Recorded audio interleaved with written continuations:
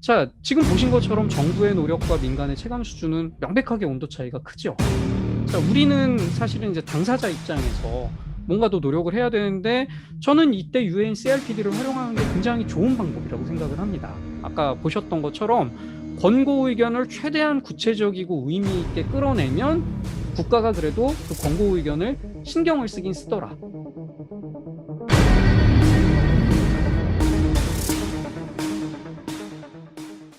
여러분, 안녕하세요. 저는 한신대학교 재활상담학과의 남세현 교수라고 하고요. 오늘 여러분들하고 UNCRPD와 접근권이라는 주제로 오늘 릴레이 강연을 이어가 보도록 하겠습니다. 이렇게 만나 뵙게 돼서 반갑고요. 제가 일단 그 준비한 슬라이드를 좀 열어놓고 여러분들하고 같이 화면을 보면서 강의를 시작해 보도록 하겠습니다. 네, UNCRPD와 접근권이라는 주제고요. 일단 제가 오늘 준비를 하면서는 이 내용에 대해서 이렇게 한번 준비를 해 봤습니다. UNCRPD. 근데 아마 이게 뭔가에 대해서는 이미 여러분들이 앞에 강의를 통해서 충분히 들으셨을 거라고 생각을 하긴 합니다. 근데 그래도 혹시 여러분들께서 인제 제가 오늘 강의를 하려고 하는 흐름을 쪼끔 이해하실 수 있도록 하는 선에서 간략하게 요 내용을 쪼금 소개를 드릴 거고요. 그다음에 두 번째로는 인제 실제로 UNCRPD 안에서 접근권과 관련된 내용들을 어떻게 다루고 있는지 그 내용들을 살펴볼 거고요. 그리고 마지막으로는 이 접근권 보장과 관련된 이슈들이 구체적으로 어떤 것들이 있고 그다음에 이 내용들을 우리가 쪼금 더 실천적으로 가져가기 위해서 어떤 숙제들이 우리에게 있을까 요런 내용을 중심으로 오늘 한번 살펴보도록 하겠습니다. 자, 일단 첫 번째로 UNCRPD. 우리가 인제 유엔 장애인 권리 협약이라고 얘기하고요. 뭐 Convention on the Rights of Persons with Disabilities라고 해 가지고 이 유엔이 만든 이 인권 협약이죠. 간단하게 조금만 여기 첨언을 드리면 유엔이 사실은 그 이전에도 인권 선언 같은 것들을 만든 적은 있습니다. 근데 우리가 인제 인권 선언하고 협약하고 이 두 가지를 쪼끔 구분해 가지고 이야기를 하는데요. 아, 그리고 그전에 먼저 인제 '유엔이 왜 이런 일을 하지? 전 세계 연합이기 때문에 그런 걸까?' 이렇게 저희가 생각을 해볼 수도 있는데 그 배경을 잠깐만 설명을 드리면 이 유엔이라는 조직 자체가 인권 때문에 만들어진 조직이라고 생각을 하시면 좋을 것 같습니다. 그러니까 어떤 개념이냐면은 우리가 인제 1-2차 세계 대전을 거치면서 사실은 인제 유엔은 우리가 뭐 이렇게 좀 국방 쪽으로 많이 생각을 하잖아요. 어디서 뭐 예를 들면은 뭐라 그럴까요? 이렇게 반칙 쓴 전쟁이 벌어졌다. 그러면 유엔에서 평화유지군을 개입시켜 가지고 뭐 이렇게 반칙에 피해를 당한 국가들을 손들어 주기도 하고 그런 역할을 하는데 사실은 그런 뭐 전쟁이나 평화에 대한 이슈를 다루기만 하는 게 유엔은 아니고요. 처음에 1-2차 세계 대전을 거치면서 국제사회가 경험했던 게 인간의 야만성을 경험하게 됩니다. 그러니까 그건 어떤 거냐면은 우리가 '전쟁을 벌이면 뭐 인간이 잔인해질 수도 있다. 뭐 전쟁을 벌이는 국가들이 좀 잔인할 수도 있다.' 이렇게 생각을 하긴 했는데 생각보다 좀 더 심각하게 잔인해지더라는 건 거죠. 예를 들면 포로를 잡았는데 그 포로들을 고문하거나 학대하거나 혹은 전쟁에 이기기 위해 가지고 뭐 무기나 전술을 사용하는데 무슨 대량 살상 무기라든지 아니면 정말 핵이나 화학 무기처럼 인간에게 끔찍한 고통을 주는 무기들을 자꾸 개발하고 사용한다든지. 자, 그래서 이 경험을 인류가 하게 되고 난 이후에 인간이 생각을 하기에 '이렇게 가다가는 정말 인류가 너무 야만적으로 돌변할 것 같다.' 자, 근데 그렇다고 '어느 나라만 반칙 쓰지 맙시다.' 이렇게 이야기하고서는 '우리는 인제부터 반칙 안 쓸게.' 이래 버리면은 반칙 안 쓴 나라만 피해를 보고 지게 될 것 같고요. 그다음에 계속 반칙 쓰는 나라들은 훨씬 더 유리한 싸움을 하게 될 것 같은 거죠. 그래서 적어도 우리가 아무리 전쟁을 하더라도 혹은 아무리 그 국가 간에 갈등이 생기더라도 '최소한 이 정도 선은 넘기지 맙시다.'라는 그 약속을 만들고 그 약속을 지키지 않는 나라가 만약에 있으면 우리가 다 같이 힘을 합쳐서 '그 나라들을 제재합시다.'라고 해서 만들어진 기구가 유엔입니다. 세계 연합입니다. 그러다 보니까 유엔은 태생적으로 인권에 대한 이 책임감을 굉장히 강하게 가지고 있어요. 아까 이야기한 것처럼 전쟁 상황에서 뭐 무기라든지 아니면은 포로에 대한 대우라든지 혹은 뭐 민간인에 대한 그 어떤 피해라든지 이런 부분에서 인권 침해가 벌어지는 것을 예방하거나 아니면 이제 그걸 막는 걸 강제하기 위한 조치를 취하기 위한 게 그 유엔의 기본적인 역할이기도 하고요. 그 이후에 인제 뭐 세계 대전이 종식되고 나서 그냥 평화로운 시대에도 유엔은 여전히 이 유엔의 회원 국가들 혹은 뭐 회원국이 아니더라도 혹시 그 유엔의 어떤 기준들을 어겨서 인류에 좀 피해를 끼칠 가능성이 있는 그런 나라들에 대해서는 공동 대응을 하는 게 이 유엔의 역할입니다. 자 근데 아까 제가 인제 장애인 권리 선언, 뭐 세계 인권 선언 이런 게 있었는데 굳이 또 권리 협약을 만든 게 인제 "둘이 좀 다르다." 이 말씀을 드렸는데 사실 선언은 말 그대로 선언적인 의미만 갖는 겁니다. 그러니까 선언적인 의미라는 건 '난 앞으로 이렇게 할 거야. 내가 이렇게 하기로 선언했어. 난 착하게 살겠어. 선언했어.' 자 이렇게 얘기하는 거에서 그냥 끝나 버린다는 건 거죠. 그러니까 선언을 했다는 건 '내가 지킬 생각이야.'라고 공표를 한 건데 실제로는 지키지 않더라도 뭐 어떠한 불이익도 생기지 않는 거고 '아이 그냥 저 친구가 약속을 좀 안 지키네. 자기가 선언하고도 금연 선언하고 혹은 다이어트 선언하고' 저희 못 지키는 일 많지 않습니까 사실은. 그래서 유엔이 만들었던 여러 가지 선언들은 저희가 인제 그 용어로는 소프트 로우라는 용어를 씁니다. 그러니까 뭐 말랑말랑한 법 이런 느낌인 거죠. 자 근데 인제 선언만 가지고는 이게 지켜지지 않고 실효가 거두어지지 않으니까 유엔이 인제 작업을 하는 것 중에 하나가 협약을 만드는데요. 여기서 얘기하는 컨벤션이라는 협약은 아주 구체적인 약속을 뜻합니다. 그 핵 확산 방지 협약, 기후 협약 이런 것들은 전부 다 인제 협약이라는 단어가 들어가죠. 그래서 요 협약이라는 단어를 쓸 때는 우리가 하드 로우라는 용어를 씁니다. 그러니까 좀 딱딱한 형식이 갖춰진 그런 견고한 법률이다. 이런 의미를 써서 사실은 인제 장애인 권리 협약이 갖고 있는 약간의 아쉬움이랄까요? 한계랄까요? 그런 게 아주 실질적인 제재 조치를 갖고 있지는 않다는 건데 여러분들이 떠올려 보시면은 핵 확산 방지 협약이나 아니면은 아까 얘기했던 것처럼 기후 협약 이런 데서는 그 협약을 어기는 국가에 대해서는 국제사회가 연대해 가지고 아주 구체적인 제재 조치를 가하죠. 지금 예를 들면 이제 북한이나 이라크가 핵 확산 방지 협약을 위반했다라는 것 때문에 경제 제재를 받아 가지고 금융 동결 그다음에 교역 중단 이런 것들을 국제사회가 다 같이 하고 있고 그래서 사실은 인제 그런 것들이 이 협약을 위반한 국가들한테는 실질적인 불편이나 불이익으로 다가와서 이 협약을 지키게 만드는 게 원칙적으로는 인제 협약이 갖고 있는 의미고요. 그래서 이 유엔 장애인 권리 협약이 갖고 있는 의미는 사실은 지금 이야기한 것처럼 아주 구체적이고 강력한 제재 수단을 갖고 있는 것까지는 아니지만 그럼에도 불구하고 선언에 비해서는 굉장히 강력한 그러니까 약속의 의미를 갖고 있다. 이렇게 보시면 됩니다. 그래서 장애를 가진 사람들의 존엄성, 권리를 보장하기 위해서 유엔이 만든 인권 협약이고 아시는 것처럼 2006 년에 만장일치로 회원국들이 채택을 했고요. 그다음에 사회권, 자유권, 뭐 장애 여성과 아동에 대한 차별 금지 협약의 이행 이런 약 50개 조항하고 선택 의정서로 구성돼 있다. 요건 아마 다 이전 강의에서도 들으셨을 것 같습니다. 자 그다음 페이지로 제가 넘어가는데 네. 자 우리나라는 이 협약에 2009 년에 비준을 했죠. 비준을 할 때 쪼금 아쉬운 부분은 생명보험에 대한 규정 그러니까 상법상에서 장애인의 생명보험 가입을 거절할 수 있게 돼 있는 부분들을 아직 우리가 정정하고 있지 않기 때문에 생명바 보험에 관해서 규정하고 있는 25 조의 우리나라 번역 번호로는 마항 그다음에 원문에서는 이항을 지금 이 유보했고요. 그다음에 인제 선택 의정서가 개인 진정 제도를 규정하고 있다 보니까 요것도 현재 유보를 한 상태입니다. 근데 국회가 이 장애인 권리 협약을 비준했다는 거는 우리나라 헌법 6 조에 따라서 국제 협약을 국회가 비준할 때 국내법하고 동일한 효력을 발휘하게 되기 때문에 현재 유엔 장애인 권리 협약은 우리나라의 국내법하고 동일한 효력을 갖고 있다. 이렇게 생각을 하셔도 됩니다. 자, 비준 유보안 조항 실제로 뭐 잠깐 소개해 드리면 이렇습니다. 당사국 장애인이 장애를 이유로 한 차별을 달성할 수 있는 최고 수준의 건강을 향유할 권리가 있는데, 여기 마항에 보면 건강보험 및 국내법에 따라서 허용되는 생명보험의 제공 시 장애인에 대한 차별을 금지하며 이러한 보험은 공평하고 합리적인 방식으로 제공된다. 아직까지는 지금 유보 상태입니다.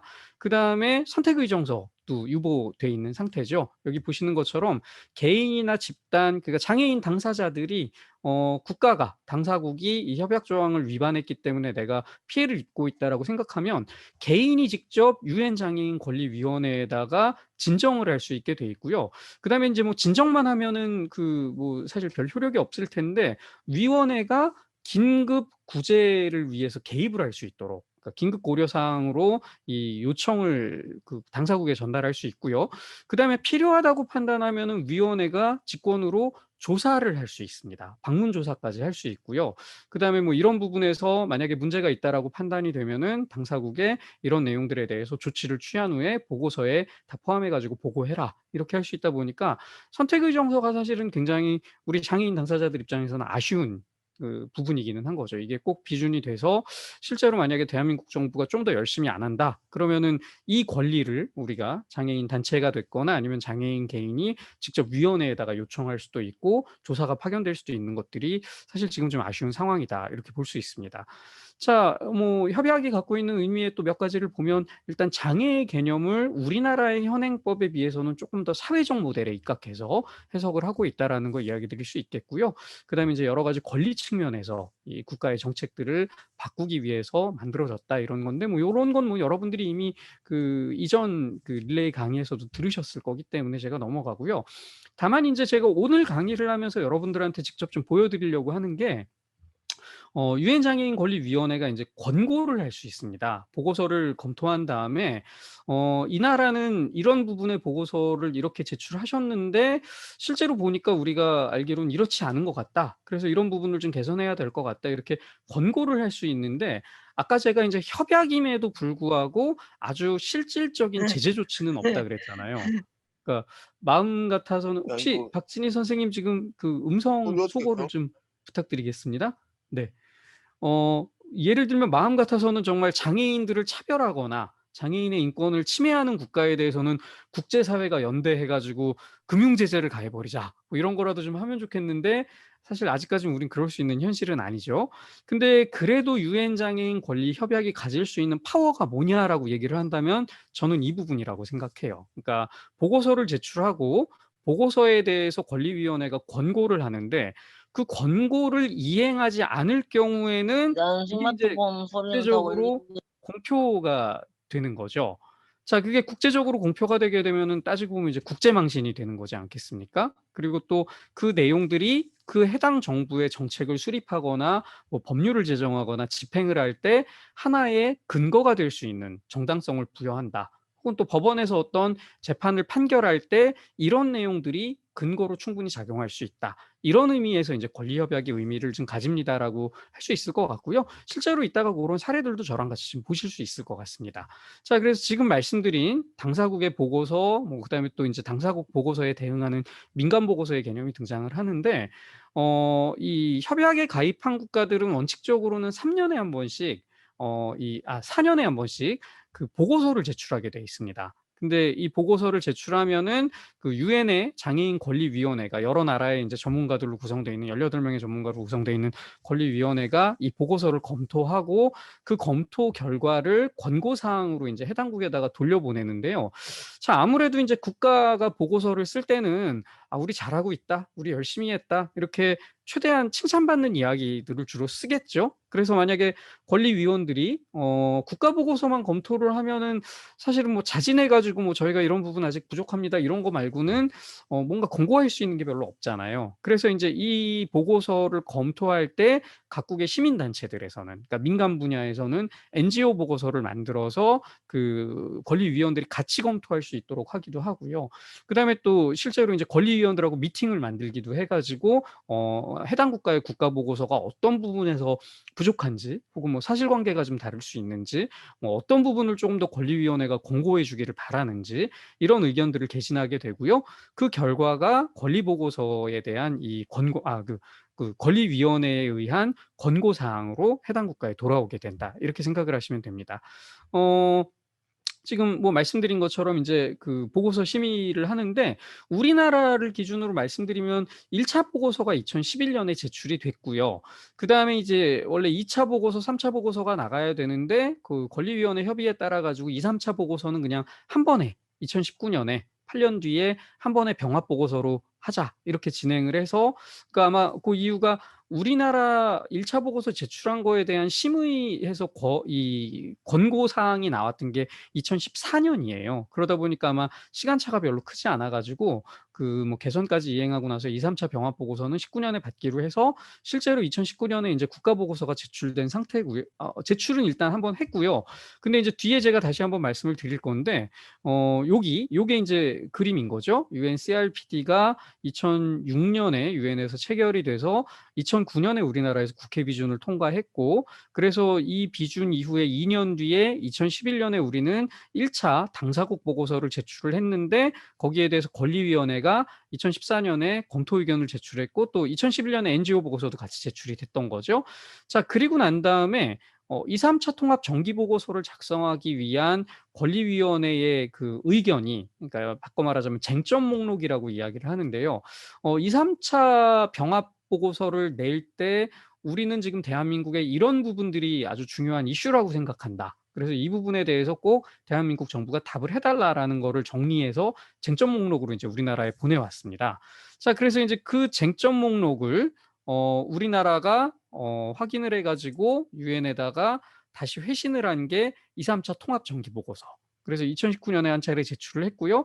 NGO 보고서는 사실 지금 제가 알기로는 작성 단계에 있는 걸로 알고 있습니다. 이게 왜 그랬냐 하면은 원칙대로 하면은 2019 년에 정부 보고서가 유엔에 제출되고 나면 2020 년에 인제 권리위원회에서 검토를 하기로 돼 있었는데 코로나 사태 때문에 2021년 제가 오타 낸 것 같습니다. 2021 년에 검토를 하기로 돼 있었는데 코로나 사태 때문에 지금 2020 년도에 검토됐어야 되는 국가들도 다 검토가 안 된 상태고 올해 검토가 진행이 되고 있다고 합니다. 그래서 아마 우리나라는 2022년 이후에 그 검토가 될 걸로 알려져 있고 그래서 정부도 뭐 보고서를 한 차례 더 수정해 가지고 2022년 전에 한 번 더 제출할 의지를 갖고 있고 그다음에 NGO 보고서 연대에서도 지금 활동을 더 해 가지고 그 보완된 NGO 보고서를 유엔에다가 제출하는 걸로 그렇게 지금 일정은 생각하고 있습니다. 자 여기까지가 인제 제가 오늘 강의를 위해서 UN CRPD 또 CRPD의 이행과 관련된 절차를 좀 여러분께 설명을 드렸고요. 자 인제 오늘은 요렇게 한번 저는 접근을 해 보려고 합니다. 우리가 인제 접근권에 대해 가지고 이야기를 할 건데 첫 번째는 UN CRPD에 그러니까 체결되고 국회 비준이 됐던 UN CRPD의 접근권이 어떻게 명시돼 있나 이거를 먼저 한번 살펴볼 거고요. 그다음에 제가 여기다가 흐린 글씨로 지금 다 표시를 해 놓긴 했는데 그다음에 실제로 우리나라가 어떤 검토 의견을 받았는지 혹은 어떤 당사국 보고서를 제출했었는지 그리고 2018 년도에 유엔 권리위원회에서는 이 시점으로부터 4 년이 지나서 어떤 부분들이 아직 대한민국에서 우리가 확인하고 싶은 이슈다라고 쟁점 목록을 보내왔는지 그리고 마지막으로 거기에 대해서 우리 정부는 어떻게 다시 답변을 했는지 여기까지는 지금 이제 다 나와 있는 자료들이기 때문에 그 내용을 중심으로 저희가 접근권에 대한 부분들을 좀 소개를 해 드려 보고요. 그리고 나서 이제 우리가 가지고 있는 숙제, 과제 요렇게 한번 살펴보겠습니다. 자 일단 유엔 장애인 권리 협약에 명시된 접근권을 좀 소개해 보면은요. 이 접근권이라는 용어가 전문 그러니까 우리가 이 협약을 체결하는 데 있어서 가장 기본적으로 인식하고 있는 이 뭔가 인사이트 이런 것들에 대해 가지고 언급이 한번 되고요. 그다음에 일반 원칙에서도 언급이 되고요. 그다음에 별도의 조항으로도 언급이 됩니다. 전문에서는 뭐라고 이야기하고 있냐면요. 본 협약의 당사국은 그래서 뭐 A부터 시작해 가지고 쫙 길게 나오는데 그중에 V항에 보면은 장애인이 모든 인권과 기본적인 자유를 완전히 향유할 수 있도록 하는 데 있어 물리적, 사회적, 경제적, 문화적, 환경 및 보건과 교육 그리고 정보와 통신에 대한 접근성의 중요성을 인정한다. 자, 원어상으로는 이제 accessibility라는 개념으로 쓰는데요. 사실 저는 이제 accessibility의 개념을 광의로도 해석할 수 있고 협의로도 해석할 수 있다고 생각을 합니다. 첫 번째로 이걸 광의로 좀 해석을 해 보면은요. 이 모든 영역에 다 포괄이 되는 거죠. 지금 이 전문의 V항에서 보시는 것처럼 물리적, 그러니까 이건 뭐 건축이나 도로 이런 것들이라고 볼 수 있겠죠. 공간적인 특성. 그다음에 사회적, 여기에는 뭐 인식, 뭐 제도, 규정, 법률 이런 것도 들어갈 수 있을 거고요. 그다음에 경제 활동, 뭐 여긴 취업도 들어갈 수 있고 소득도 들어갈 수 있고요. 이거 그다음에 하면 어떻게 해야 돼? 어 여가 활동이나 뭐 예술 활동이나 이런 것들도 다 들어갈 수 있을 거고요. 그다음에 보건, 교육, 정보, 통신, 그러니까 사람이 살아가는 데 있어서 우리가 접하게 되는 모든 영역에서 장애인이 비장애인과 동등하게 그것들에 접근하고 그것들을 누리고 향유할 수 있게 해야 된다. 이 개념이기 때문에 광의의 의미에서 접근성을 이야기하게 되면은 그냥 거의 모든 것이다. 이렇게 봐야 될 수도 있습니다. 자, 근데 사실 오늘 제가 그렇다고 뭐 UNCRPD를 전부 다 여러분들하고 이야기할 일은 아닌 것 같아서 저는 약간 이제 협의의 개념으로 요걸 좀 해석을 해 보는데요. 자, 3 조에서 이 일반 원칙을 얘기하면서 이 협약의 원칙을 A부터 H까지 이야기하고 있는데, 자, 그중에 F가 접근성. 지금 보시면은 그 존엄성, 존중, 비차별, 사회 참여와 통합, 그다음에 또 장애에 대한 인정이나 기회의 균등, 그다음에 남녀 평등, 또 아동에 대한 존중, 뭐 이런 것들과 더불어서 접근성을 확보하게 만들려고 하는 게 이 협약에서 강조하고 있는 중요한 원칙이다. 이렇게 설명을 하고 있고요. 자, 그다음에 인제 구체적인 권리들에 대한 조항으로 들어가 보면은 제9조가 accessibility, 접근성이라는 조항으로 등장을 합니다. 이 접근성의 조항을 보면은요, 여기 접근성에 대한 설명이 나오죠. 장애인이 자립적으로 생활하고 삶의 모든 영역에서, 아까 제가 삶의 모든 영역 강조했지 않습니까? 뭐 교육, 문화, 여가 뭐 이런 거 다 포함해서 완전히 참여할 수 있도록 하기 위해서 장애인이 다른 사람하고 동등하게 도시, 농촌 지역 모두에서, 그러니까 이거는 그 도시하고 농촌 다 합치면은 결국 여기는 이제 농촌 지역이라고 써 있지만 이게 결국은 지방이라는 의미를 봐야 되겠죠. 농산, 어촌 다 포함하는 거죠.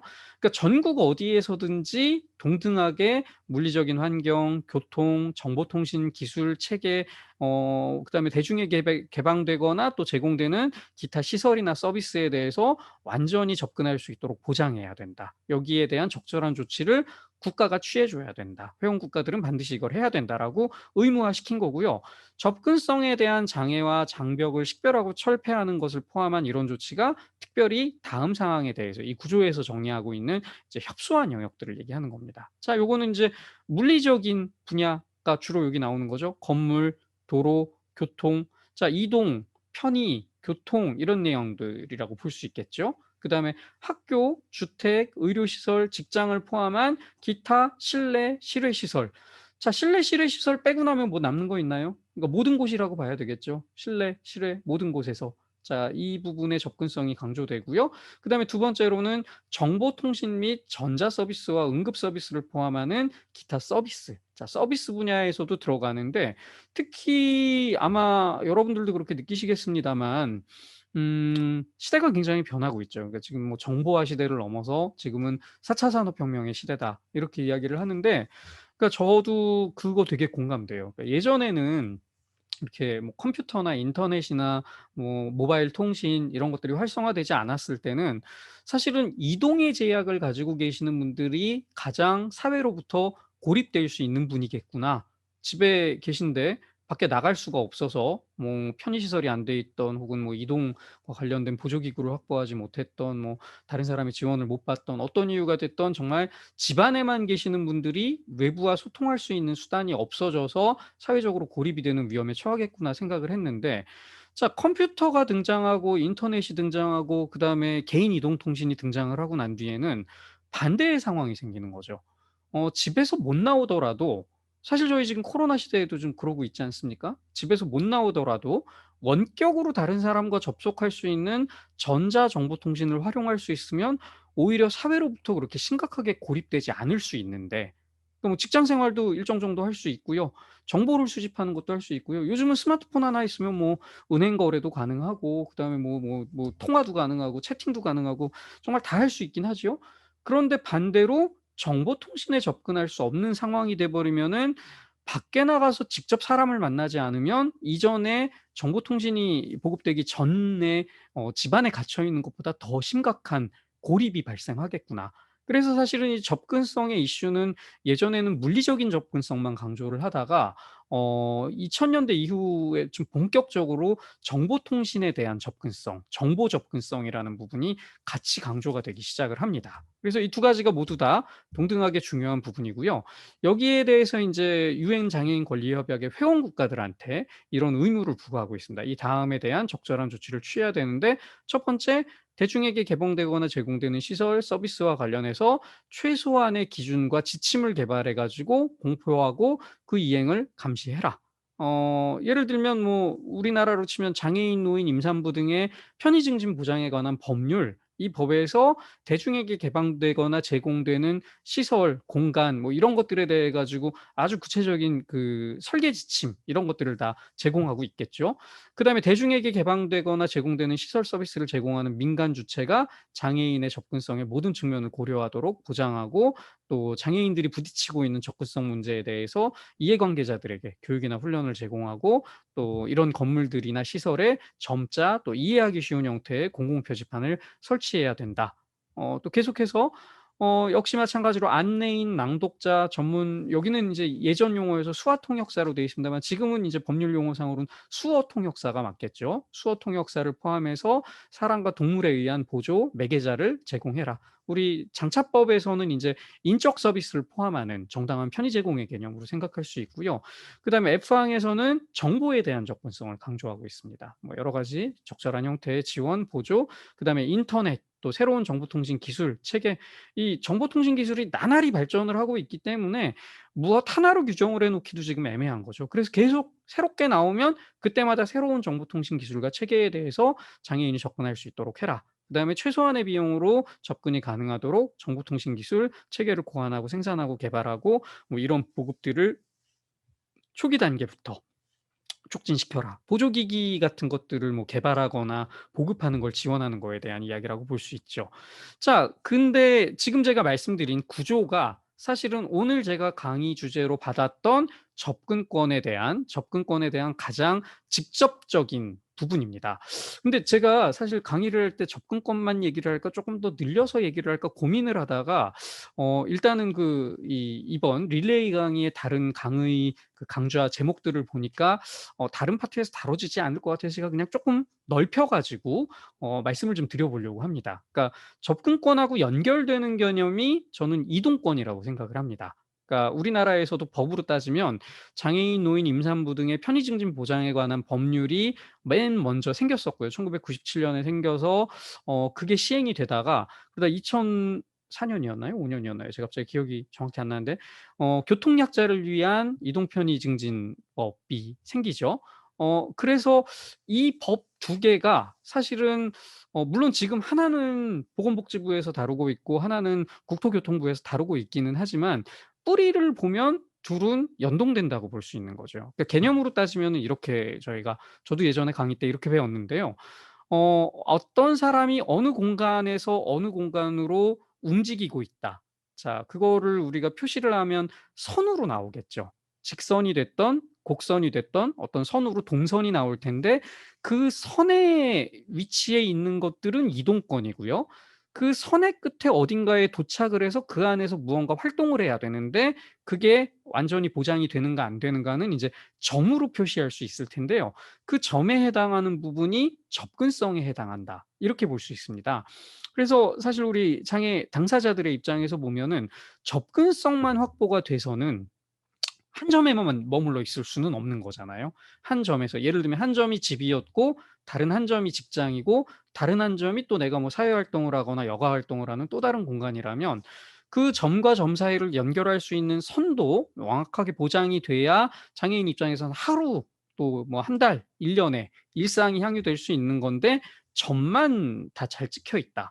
자, 그러면 움직일 수 없는 문제가 생기는 거죠. 그래서 접근성하고 이동권은 저는 거의 같이 붙어 다니는 문제다. 이렇게 좀 생각을 하고 있습니다. 그래서 지금 우리가 이 유엔 장애인 권리 협약에서 보면은 제20 조에서 개인의 이동성이라고 해 가지고 뭐 우리나라식의 표현을 하면 이제 이동권을 명시하고 있는 거죠. 그래서 가능한 한 최대한 독립적인 개인적 이동성을 보장하기 위해서 이 아래에 있는 조치들을 취해라. 첫 번째는 장애인이 원하는 방식으로, 그다음에 감당할 수 있는 비용으로 개인의 이동을 촉진할 수 있도록 국가가 책임져야 된다. 두 번째, 감당할 수 있는 비용으로 이용하는 걸 포함해서 양질의 이동 보조기기, 그다음에 장치, 보조 기술, 그다음에 또 매개 이런 것들을 제공해라. 이런 요구를 하고 있고요. 세 번째는 장애인과 함께 근무하는 전문 인력들에게 이런 부분에 대한 훈련을 제공하고, 네 번째는 이동 보조기기, 또 장비, 보조 기술을 생산하는 주체가 장애인 이동의 모든 측면을 고려하도록 국가가 장려를 해라. 이런 요구들을 하고 있는 게 일단 유엔 장애인 권리 협약에서 저는 접근권을 조금 확대했을 때 이동권까지 포함시키면은 이렇게 그 회원 국가들의 의무를 규정하고 있습니다라고 소개를 드릴 수 있을 것 같아요. 자, 그다음에 또 다른 접근권은요. 아까 제가 물리적인 접근권 외에 정보 접근권의 중요성을 좀 말씀드렸었잖아요. 자, 그 정보 접근권은 의사 및 표현의 자유하고 같이 묶여서 제21 조에 규정이 되어 있습니다. 당사국은 이 협약 제2조에 따라서 장애인이 선택한 모든 의사소통 수단을 통해서 장애인이 다른 사람과 동등하게 정보와 사상을 구하고 얻고 전파하는 자유를 포함한 의사 및 표현의 자유를 행사할 수 있도록 보장하기 위해 모든 적절한 조치를 취한다. 이렇게 돼 있는데, 자, 요 얘기만 띄어 가지고 생각을 하면은 의사 및 표현의 자유가 조금 더 방점이기는 하지요. 그러니까 여기에는 이제 뭐 좀 자유롭게 자기 의견을 개진할 수 있는 것부터 시작해서 보안대체 의사소통기기, AAC라고 얘기하는 보안대체 의사소통기기나 또 다른 뭐 수어라든지 대안적인 의사소통 방식을 국가가 장려해서 장애인들이 의사소통에 불편이 없고 또 자기 주장을 하는데도 불편이나 뭐 이렇게 강제적인 제재가 없도록 해라. 이런 것들이 들어가는데, 그 방식에도 정보 접근권이 굉장히 강하게 반영이 된다는 겁니다. 그래서 여기 밑에 살펴보시면 일반 대중을 위한 정보를 다양한 장애에 접근하고 적합하고 접근 가능한 형식과 기술로 장애인들에게 시기적절하게 또 추가 비용 없이 제공되게 해라. 자, 결국은 우리가 어떤 안내를 한다. 그런데 시각장애인들이 인식하기 어려운 문자적인 방식으로만 안내를 하거나, 혹은 청각장애인들이 인지할 수 없도록 소리로 돼 있는 정보로만 제공을 한다. 자, 그게 이 장애인 권리 협약에서는 차별에 해당되는 걸로 볼 수 있다라는 거지요. 그래서 모든 유형의 장애인들이 접근 가능하게, 뭐 제가 지금 청각 시각 장애인만 예로 들긴 했습니다만, 사실은 그 앞에서 잠깐 뭐 공공 표지판, 안내판 이런 것들도 굉장히 쉽게 하라고 했던 걸 생각해 본다면 거기에는 발달 장애인들에 대한 부분까지도 우리는 생각할 수 있을 거고요.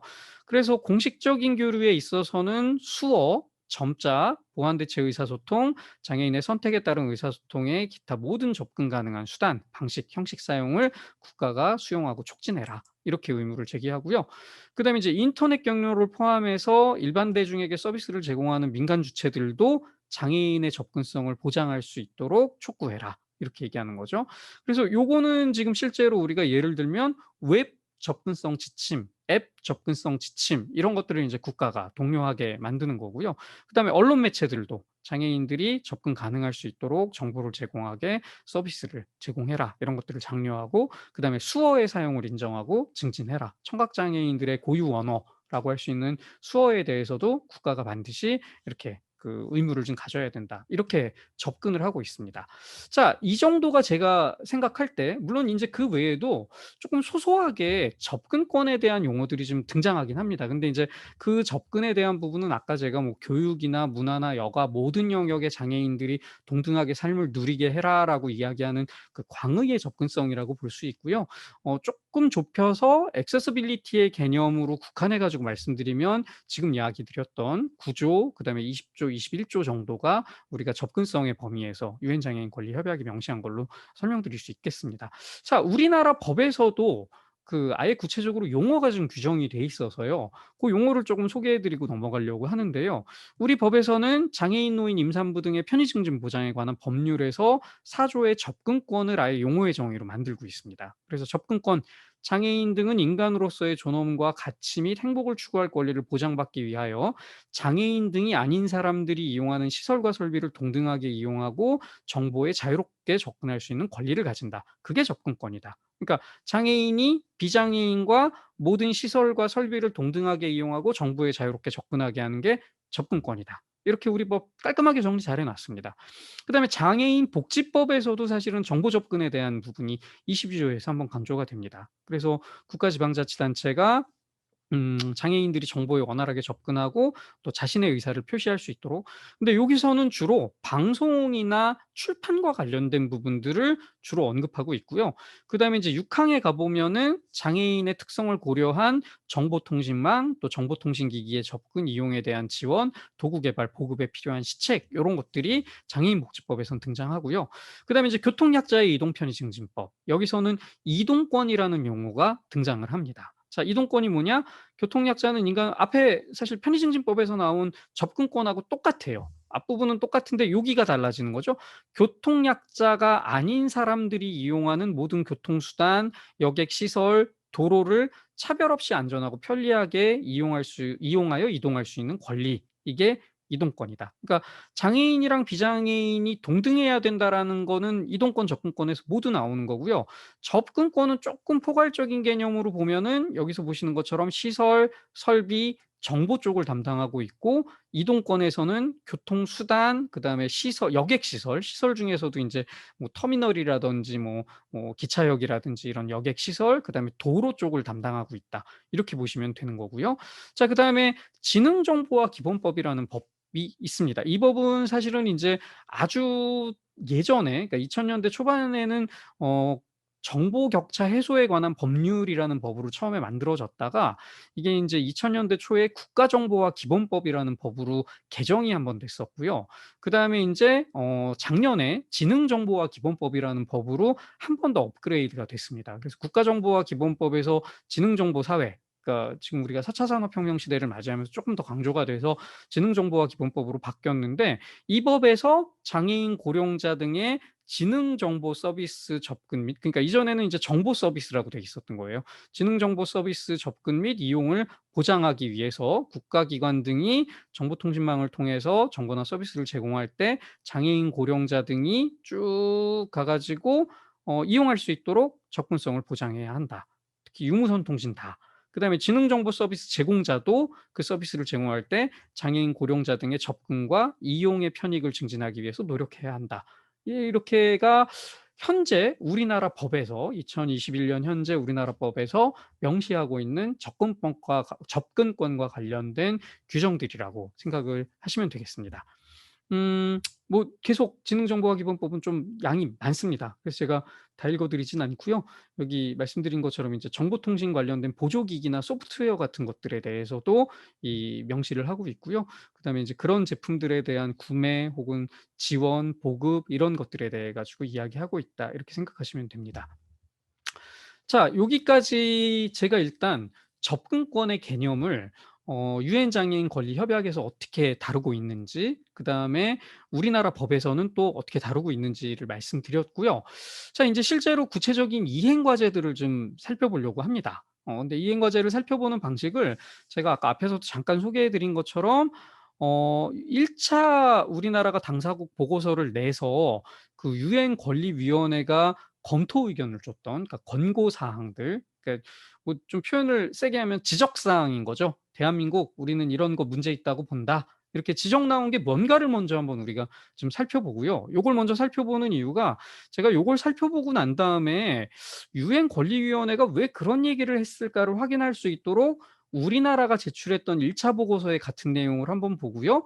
그다음에 그 1차 보고서 우리나라가 낸 정부 보고서에 대해서 민간 보고서가 뭐라고 "아니 정부 보고서 이거 맞지 않아요."라고 얘기했는지를 한번 보려고 합니다. 그래서 고걸 먼저 한번 보고 난 뒤에 쟁점 목록을 한번 살펴보고요. 그러니까 재작년이죠. 2018 년에 그 유엔 아이고 벌써 3년 전이군요. 재작년도 아니고 2018 년에 유엔 권리위원회가 2-3차 병합 보고서 낼 때 "이런 거 챙겨 가지고 내세요."라고 했던 내용 살펴보고 그다음에 마지막으로 우리나라가 제출한 보고서하고 NGO 보고서의 내용을 좀 살펴보려고 하는데요. 자, 우선은 유엔 장애인 권리위원회가 대한민국이 2011 년에 냈던 정부 보고서를 검토한 뒤에 뭐 정부 보고서랑 민간 보고서를 같이 검토한 거죠. 그다음에 인제 여기 나온 것처럼 유엔 장애인 권리 협약 제1차 국가 보고서에 대한 대한민국 국가 보고서에 대한 유엔 장애인 권리위원회의 최종 견해, 권고 조치를 이렇게 보냈습니다. 자, 긍정적인 칭찬이 먼저 나와요. 첫 번째 칭찬은 뭐냐? 이거는 이제 접근권에 대한 얘기는 아니고요. 그냥 우리가 낸 보고서, 우리나라가 유엔 장애인 권리 협약을 지키기 위해서 이런 노력을 하고 있습니다에 대한 전반적인 칭찬인데요. 협약의 다양한 영역에서 일단 발전을 가져왔고, 특히 장애아동복지지원법이나 장차법이 제정됐다는 거에 대해서 감사하게 생각한다. 정말 잘했다. 또 장애인 정책 종합계획 수립하고 이행하는 것도 아주 환영한다. 박수 친다. 잘했다. 이렇게 일단 칭찬하고요.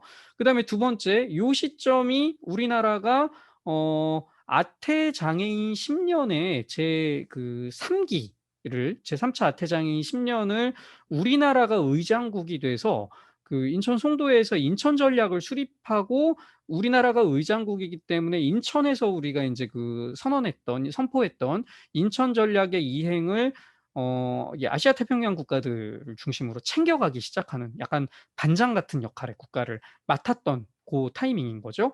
그래서 인제 그런 노력을 대한민국이 해 주고 있다는 부분에 대해서도 역시 찬사를 보낸다. 고맙다. 이렇게 일단 칭찬으로 시작을 합니다. 자, 이 칭찬은 일단 시작이고요. 요거 칭찬하고 난 다음부터는 이제 탈탈 털기 시작을 합니다. 어떻게 털렸냐? 너무 많아서 제가 그건 다 얘기는 못 하겠고요. 일단 저는 그냥 접근성에 대한 부분을 중심으로, 아까 제가 얘기했던 9 조, 그다음에 20 조, 21 조와 관련된 내용들을 중심으로 설명을 드려 볼게요. 뭐 여기 인제 그 번호가 있는데 4 번, 5 번이 아까 긍정적 칭찬에 대한 거였고, 그다음에 6, 7, 8, 9, 10, 11, 12 쭉 나가는 것들은 여기 사이에 5 조부터 시작해 가지고 8 조까지 그 다른 조문들에 대해서 우려와 권고 사항 나왔던 것들이고요. 인제 17 번 항목부터가 접근성에 대한 지적입니다. 자, 유엔 장애인 권리위원회가 국제적으로 검토해 본 결과 대한민국은 농촌과 도시 지역에서 장애인이 접근 가능한 버스, 택시의 숫자가 아직까지 적은 것 같다. 그다음에 건물에 대한 접근성 기준도 건물의 최소 크기, 용적률, 건축 일자에 의해서 제한되고, 요거는 우리가 그 당시 그 뭐 지금도 마찬가지긴 합니다만 장애인, 노인, 임산부 등의 편의 증진 보장에 관한 법률이 적용되는 범위가 일정 규모 이상의 공공 건축물이거나 민간 건축물이거나, 그다음에 또 이 법이 제정돼서 시행되기 이전에 만들어진 건축물에 대해서는 이 적용을 안 하는 걸로 지금 돼 있죠. 그러니까 만약에 대수선이나 증축 개축을 할 때는 그 건물에 대해서는 우리가 인제 그 편의점법을 다 지켜야 되는데, 옛날에 만든 건물을 그렇게 뭐 대수선을 하거나 증축 개축을 안 하고 그냥 쪼끔 고쳐가면서 쓰고 있다 그럴 때는 편의증지법을 지키지 않아도 강제할 수 있는 방법이 지금 없다라는 거고, 그러다 보니까 사실 인제 여러분들이 느끼시는 건 요즘 새로 지은 건물을 들어갈 때는 우리가 별 문제가 없지만, 근데 인제 사실 동네에서 우리가 주로 많이 접하는, 특히 인제 뭐 좀 옛날 동네라고 한다면 동네 미장원을 가 가지고 머리를 자르고 싶거나, 아니면 뭐 동네 슈퍼 같은 데나 뭐 그냥 이런 데를 가고 싶을 때 옛날에 지은 건물이고 뭐 규모가 아주 크지 않은 건물이면은 휠체어를 타고는 들어갈 수가 없는, 계단만 있고 또 뭐 이런 문제들이 계속 생기고 있는 거죠. 그래서 인제 이런 부분들에 대해서 지금 지적을 하고 있는 거고요. 또 위원회는 많은 웹사이트가 여전히 시각장애인이 접근할 수 없는 상태고, 청각, 지적, 정신장애와 같은 각각의 장애 유형에 적합한 웹 접근성도 아직까지는 완전히 실현되지 않았다는 게 걱정스럽다. 이렇게 인제 좋은 말로 우려를 표현을 한 겁니다. 자, 이것도 인제 웹 접근성에 대한 부분들 지적이 물리적인 것과 정보통신에 대한 게 같이 나온 거죠. 자, 그다음에 여기는 사실 약간 20 조하고 합쳐진 느낌인데요. 모든 유형의 대중교통을 안전하고 편리하게 사용할 수 있도록 현행 대중교통 정책을 점검할 걸 권고한다. 실제로 인제 우리나라한테 이렇게 좀 해 달라고 권고를 하고 있는 거죠.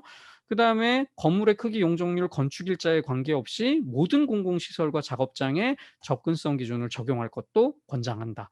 또 다른 사람과 동등하게 인터넷 웹사이트를 통해서 정보 접근할 수 있게 법률을 개정하고, 시각장애나 기타 장애인들이 스마트폰, 이때 이제 등장하고 얼마 안 됐을 때니까요. 접근할 수 있도록 할 것을 권고한다. 이렇게 인제 우리나라에다가 권고를 한 겁니다. 자, 그다음에 인제 20 조는 앞부분에 대중교통 얘기가 같이 나와 가지고 별도의 권고가 없었고요. 21조 의사 및 표현의 자유와 정보 접근권에 대해서도 이 2014 년도에 유엔 장애인 권리위원회가 "대한민국 이런 부분 쪼금 개선하세요."라고 권고를 한 내용이 나옵니다. 자, 한국 수화가 공식 언어로 인정되지 않았고, 이때까지는 우리 수화가 아직 그 한국 수어법이 통과되지 않았을 때였거든요. 공식 언어로 인정되지 않았고 또 점자도 공식 문자로 선언하는 법안이 통과되지 않았다는 점이 우려스럽다. 또 방송물에 대해서 접근성을 보장하는 규정에 프로그램 양에 대한 기준은 있지만 프로그램 질에 대해서는 보장하는 기준도 없고, 그다음에 수어나 자막이나 화면 해설, 또 이해하기 쉬운 내용, 기타 의사소통 수단을 통한 적절하고 접근 가능한 정보 제공에 관해서도 기준이 없다라는 점이 염려스럽다. 이렇게 지적을 하고요. 그래서 이제 권고를 그다음에 또 하는 거죠. 수어를 자국의 공식 언어로 인정해라. 또 점자도 자국의 공식 문자로 인정해라. 이거를 법으로 채택을 해라. 그다음에 방송물에 대해서도 프로그램의 질 관리도 하고 또 수어나 자막이나 화면 해설, 이해하기 쉬운 내용, 기타 의사소통 수단을 적절하고 접근 가능한 정보 제공에 관한 기준에 포함을 시켜라. 이렇게 권고를 했습니다.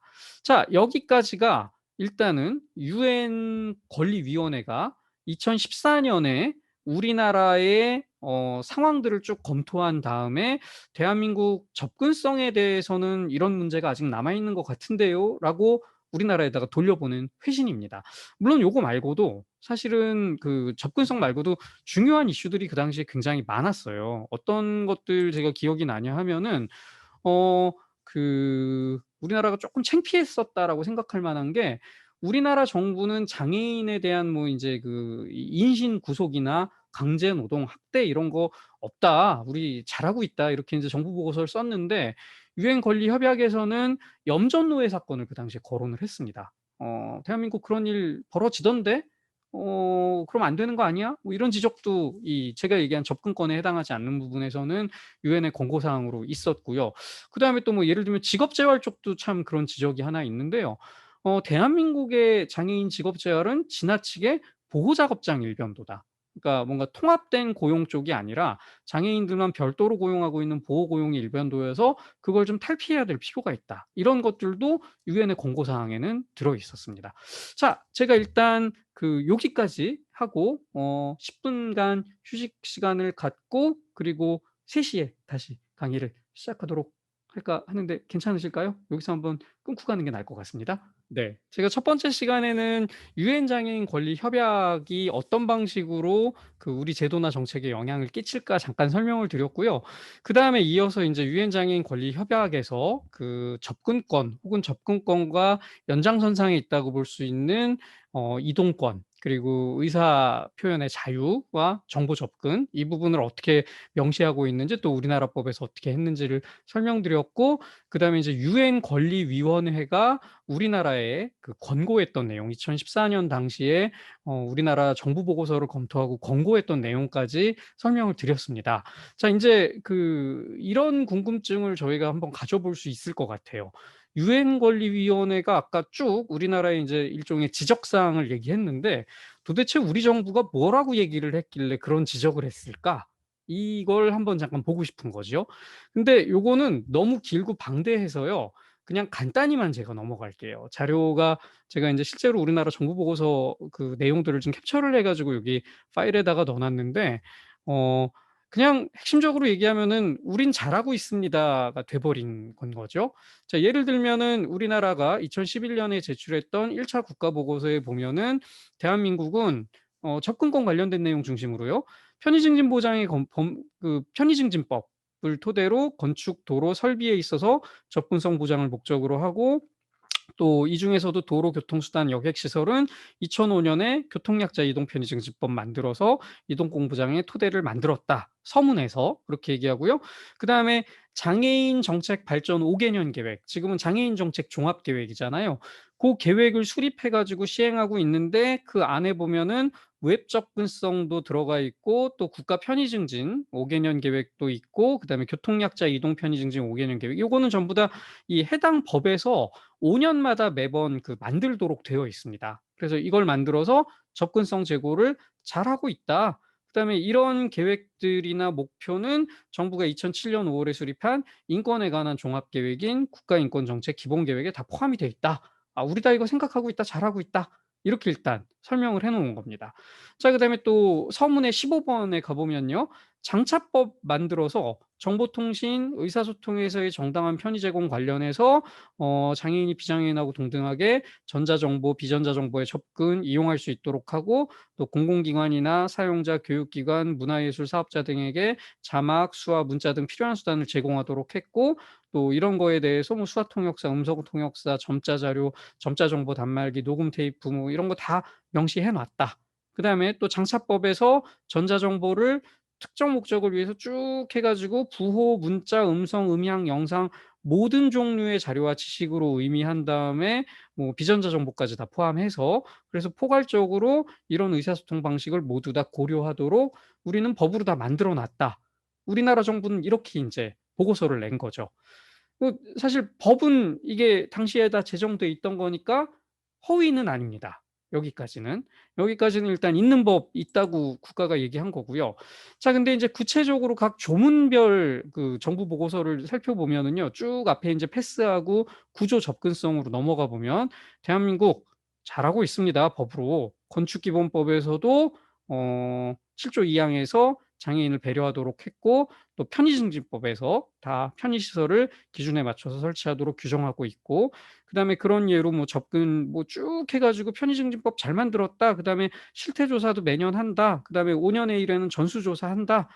그래서 쭉 확인해 보니까 의무 편의시설 대비해 가지고 공공주택의 경우에는 83.2%, 공공건물 공중이용 시설은 76.6%, 그러니까 거의 뭐 한 4분의 1 에서 거의 뭐 5분의 1 정도 빼면은 다 잘하고 있다. 그래서 적정 설치율, 법에 설치한 기준을 잘 지킨 것도 거의 60% 가깝게 된다.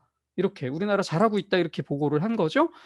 그다음에 또 계획도 수립하고 있다. 만약에 계획이 좀 미진했던 것들을 감안해 가지고 우리 계획상으로는 3차 기간 동안 88% 까지, 그러면 12% 빼고는 전부 다 편의시설을 설치하려고 지금 준비하고 있고, 그다음에 농어촌 장애인 주택 개조 사업에 19억 원을 지원해 가지고 장애인 가정도 그 편의시설을 개조해 주는 데 돈 쓰고 있다. 뭐 이런 내용들도 보고했고요.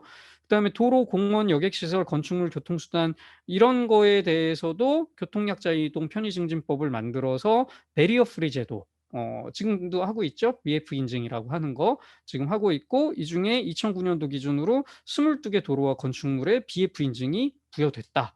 그다음에 장차법도 얘기합니다. 장차법에서도 이 전자정보와 비전자정보의 접근을 동등하게 하도록 정당한 편의 제공 의무 부과했고, 정당한 편의 제공의 예로 자막, 수화, 점자 변환, 보청기기 뭐 이렇게 해 가지고 쭉 다양한 것들 얘기했고, 주체별로 의무 시점 정해서 했다. 그다음에 차별의 개념 하면서 여기에 인제 사례로 1,104 대의, 이게 그 은행 자동화 기기 얘기하는 거죠. 현금 출납기 같은 것들, CD, ATM 기기가 접근성이 보장되는 기계로 만들었고, 그다음에 5,000 대는 신규 도입할 예정이다. 그다음에 은행들이 향후 3년 동안 215 억을 투입해서 홈페이지에 대해서도 접근성이 보장되는 인터넷 뱅킹 할 수 있게 할 예정이다. 그다음에 장차법에서 만약에 이런 접근성 제공받지 못하면은 국가인권위원회에 진정해 가지고 구제받도록 했는데, 자 어떻습니까? 이렇게 지금 요 얘기만 들으면 되게 진짜 잘하고 있는 것 같고 잘 돼 있을 것 같지 않아요? 2014 년에? 근데 여러분 기억을 한번 더듬어 보시면, 2014 년이 아니라 2011 년이죠. 2011 년에 이렇게 잘 돼 있었나요? 이렇게 정부가 얘기한 것처럼 정보 접근 혹은 뭐 편의시설 접근 혹은 뭐 ATM기 접근 이런 거 다 편했었나요? 자, 그다음에 이동권 부분도 한번 볼까요? 20 조에 관련해서 우리 정부가 냈던 보고서를 보면 역시 인제 교통약자 이동 편의 증진법을 제일 앞에 내세우고 있죠. 그래서 교통수단의 안내 방송, 문자 안내판, 뭐 휠체어 승강 설비, 자 쫙 있는 얘기고요. 어 거짓말은 아닙니다. 법에다 요거 규정돼 있죠. 근데 일단 여러분이나 제가 체감하고 있는, 공감하고 있는 부분 제가 한번 짚어 보자 그러면요.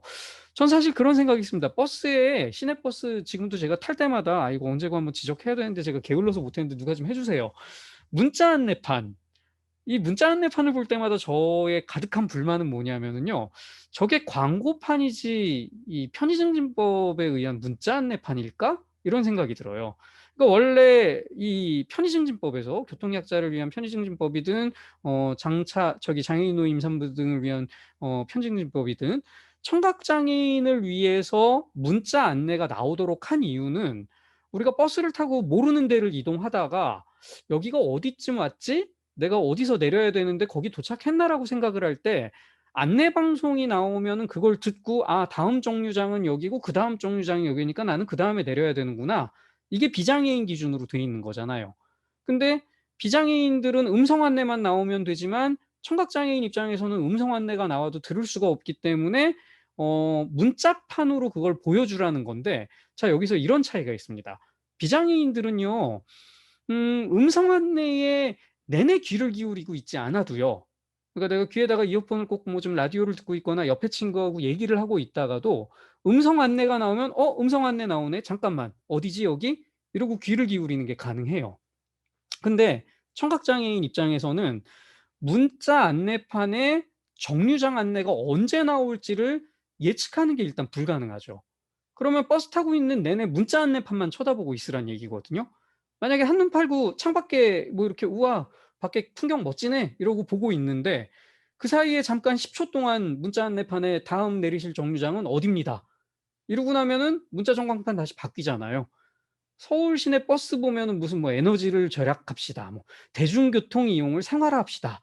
뭐 이런 거 계속 떠 있고 딱 안내 방송 나오는 고 순간에만 잠깐 정류장 안내가 문자로 나오거든요. 자 그러면 청각 장애인 입장에서는 잠깐 한눈판 사이에 만약에 정류장 안내가 나왔는데 그거 못 봤다. 그러면 내릴 정류장 놓치는 거죠. 그러니까 저는 사실 반대로 생각을 하면 버스에 있는 문자 안내판은 적어도 이 송출되는 문자의 70-80%는 정류장 보여주는 거를 계속 그냥 고정시켜 놓고 잠깐 한 번씩 뭐 "에너지 좀 아낍시다. 뭐 대중교통 좀 많이 탑시다."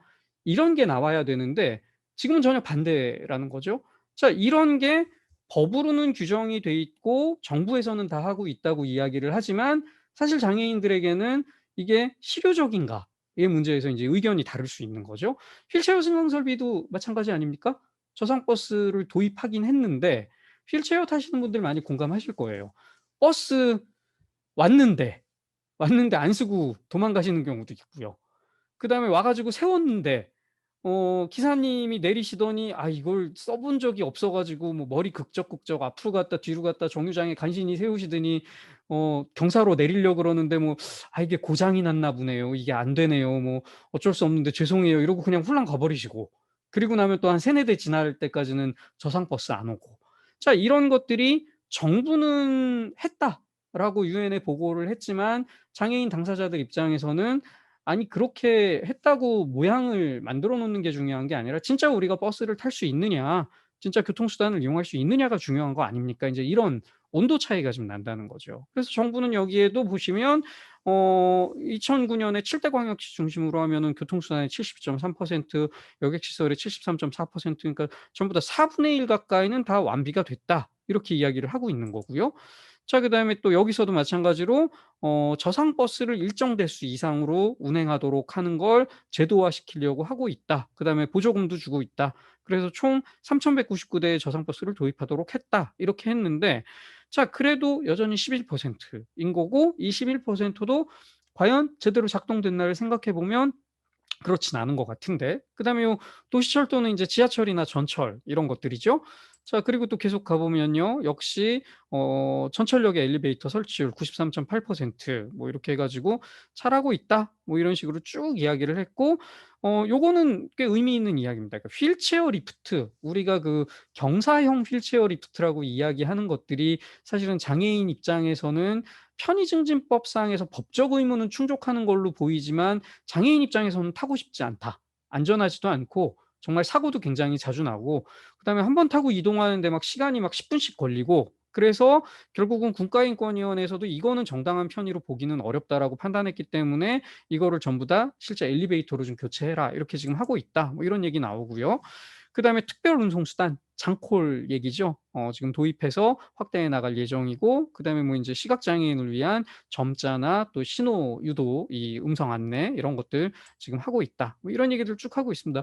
그다음에 보조기기 전동 휠체어 건강보험급여하고 의료급여를 통해 가지고 지금 지급하고 있다라고 하고 있는데 이것도 느끼시겠지만 사실 극과 극인 것 같아요. 그러니까 일단 이게 2005 년에 전동일체화 건강보험 보장구 급여가 시작이 되면서 좋아진 건 확실히 사실입니다. 전동일체어가 굉장히 많이 우리 사회에 보급이 되기는 했지요.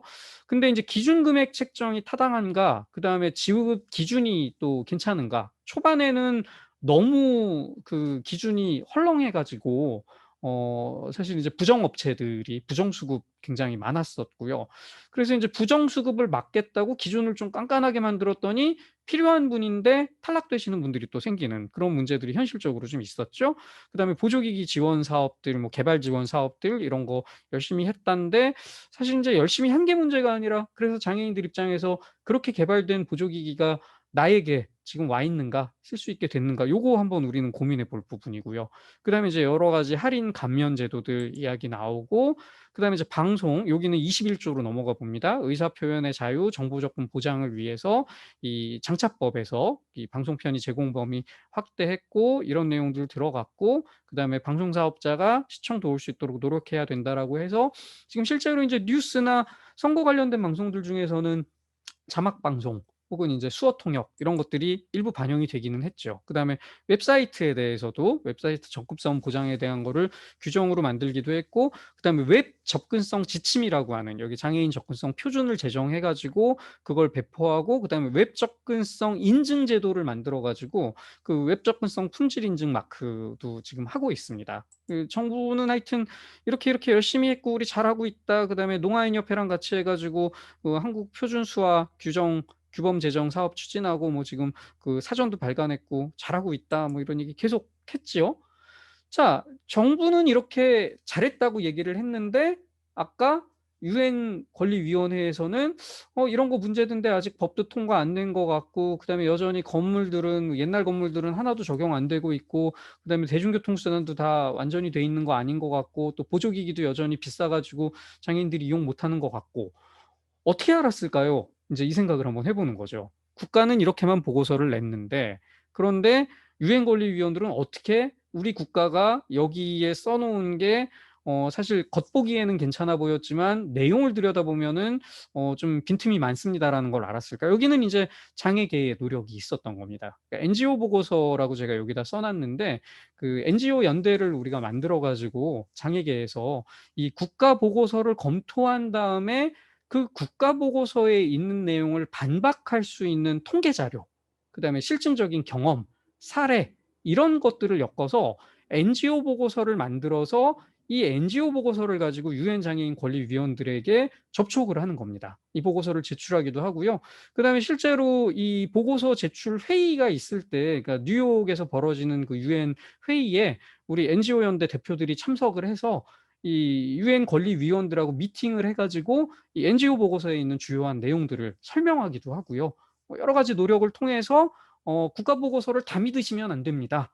그다음에 국가 보고서에서 써 있는 내용들이 실제 우리 장애인들이 체감하고 있는 것과 동등하지는 않습니다. 이런 설득들을 했던 거죠. 그 내용도 제가 몇 가지 소개를 시켜 드릴게요. 요게 NGO 보고서에서 내놨던 자료입니다. 접근성과 관련해서 국가 보고서에서는 2014년 말까지 88% 수준까지 향상시키겠다고 자랑을 했지만 여기 제가 자랑은 인제 제가 섞어 넣은 거죠. 했지만 그런데 실제로 보면은 2013년 말 기준으로 해서 적정 설치율 그러니까 요 적정 설치율하고 설치율의 차이를 잠깐 설명을 드리면 설치율은요. 되든 안 되든 그냥 달았다라는 겁니다. 적정 설치율은 법에 있는 걸 정확하게 지켜서 정말 장애인이 쓸 수 있게 달았다. 이 얘기입니다. 그러니까 이 둘 사이의 차이는 어떤 거냐 하면 원칙대로 얘기를 하면요. 편의증진법의 시행 규칙에 가면은 도면까지 그려져 있고요. 사이즈까지 다 정해져 있어요. 예를 들면 대변기의 손잡이다. 그러면은 대변기의 중심부로부터 양쪽 손잡이의 간격이 뭐 좌우로 몇 센티미터에 있어야 된다. 혹은 우리가 계단에 올라갈 때 잡아야 되는 손잡이의 직경은 뭐 몇 센티미터여야 된다. 높이는 어느 위치에 있어야 된다. 이런 게 다 정해져 있는데요. 아주 원칙대로 얘기하면은 그 준공 허가를 낼 때 그 법에 있는 사이즈가 안 지켜져 있으면은 사실은 편의증진법을 위반한 걸로 판단을 내려야 되고 준공 허가가 안 나야 되는데요. 이게 인제 요즘은 좀 많이 나아진 걸로 알고 있습니다만 편의증진법이 처음에 제정되고 초반까지만 해도 어떤 문제가 있었냐면 그거를 점검하시는 분들이 그 편의증진법의 내용을 충분히 점검하실 만큼의 전문성이 좀 없으셨던 거죠. 그래서 눈에 볼 때 붙어 있네. 그러면 다 합격을 내 버리신 경우들이 좀 있었습니다. 자, 경사로의 기울기를 예로 제가 설명을 드리면 편의증진법에서 경사로의 기울기가 뭐 12분의 1 그다음에 뭐 완화했을 때 8분의 1, 6분의 1 이런 기준들이 나와요. 근데 그 기준이 왜 나온 거냐? 수동 휠체어를 타시는 분이 수동 휠체어를 밀고 경사로를 올라갈 때 너무 힘들어서 뒤로 굴러가지 않을 정도. 내지는 경사로를 정면으로 내려오시려고 할 때 너무 경사가 가파라서 완전히 이렇게 굴러내려오다가 사고가 나지 않을 정도의 경사로도를 유지하려면 그 정도가 돼야 된다. 그래서 완화된 기준도 다른 보조인이 있을 경우에 거기까지 완화할 수 있다. 이렇게 편의증진법은 제법 구체적으로 잘 만들어 놨거든요. 그다음에 몇 미터에 한 번씩은 수평으로 쉴 수 있는 참이 있어야 되고 마주오는 사람이나 마주오는 휠체어가 있을 때 서로 이렇게 교행할 수 있는 비껴갈 수 있는 그런 공간도 확보해야 된다. 이게 편의증진법에 다 명시가 돼 있는데요. 법은 잘 만들었어요. 그런데 아까 말씀드린 것처럼 이걸 건설하시는 그 건축하시는 분들, 설계하시는 분들 혹은 또 공사하시는 분들이 어 배울 때 그런 걸 배우신 적이 없었던 거죠. 우리나라의 현실로 따지면. 건축학과에서도 또 그런 걸 공사하는 업체에서도 편의증진법이 왜 그렇게 만들어진 거고 그렇게 안 만들면 장애인들이 왜 쓰기가 힘들어지는 건지에 대해서 한 번도 배우거나 경험할 기회가 없었다 보니까 그냥 모양만 비슷하게 만들어 놓으신 거예요. 경사도 막 거의 4분의 1 기울기. 이쯤 되면은 스키장 슬로프로 바뀌는 거죠. 휠체어 타고 내려오시다가 정말 무슨 롤러코스터 타시는 그 위험을 감수하셔야 되는 거죠. 자, 근데 이런 것들이 그냥 승인이 나 버리게 되고요. 자, 그게 설치율에 포함이 되는 겁니다. 사실은 적정 설치율만 봐야 맞는 거죠. 법을 지킨 것만 장애인들이 진짜 쓸 수 있는 건데. 자, 그래서 이것과 관련해서 국가의 약속이 과연 정부 보고서가 나온 것처럼 이루어졌다고 볼 수 있겠냐? 그렇지 않은 것 같다. 그다음에 농어촌 개조 사업도 19억 이나 지원했다고 하는데 이거 관련해 가지고 전부 다 지방자치단체한테 돈 대게 했고 수급자만 대상으로 했기 때문에 실질적으로 모든 장애인들을 대상으로 했거나 중앙정부가 뭔가 역할을 했다고 보기 어렵고 PF 인증도 실질적으로는 법적인 의무는 아니고 이 당시까지는요. 공공기관 위주로만 했기 때문에 사실 대다수의 우리 지역에서 우리가 접촉하고 있는 시설들은 "이거 안 돼 있다." 지하철도 뭐 이런 그다음에 저상버스도 그다음에 웹 접근성에 대한 부분도 이렇게 했다고 하고 있지만 여전히 시각장애인 접근성 쉽지 않고 또 청각장애인에 대한 부분은 접근성 지침 자체가 취약하고 스마트폰도 앱 접근성 지침이 개발돼서 시행은 되고 있지만 이 지침을 누가 반드시 따라야 된다라는 강제성이 없기 때문에 공공기관 외에 민간이 만드는 앱에서는 이것도 별로 안 지키고 있다. 결과적으로 얘기하면 당신들이 서류상으로는 뭔가를 하고 있는 것처럼 만들어 놨지만 실질적으로 장애인들의 입장에서는 뭔가가 잘 되고 있지는 않은 상태다. 이렇게 인제 정부 보고서를 반박한 겁니다. 반박을 하면서 유엔 권리위원회에다가 이렇게 부탁을 하는 거예요. "이것 좀 권고 좀 해 주세요." 이게 민간 NGO가 지금 내놓은 거예요. 대한민국 정부는 장애인의 접근성 향상을 위한 중장기적 계획 좀 수립하고 그다음에 이행 정도에 대해서 모니터링하고 이걸 시정할 체계를 구축하고 그다음에 여기에 대해서 반드시 예산을 포함해라.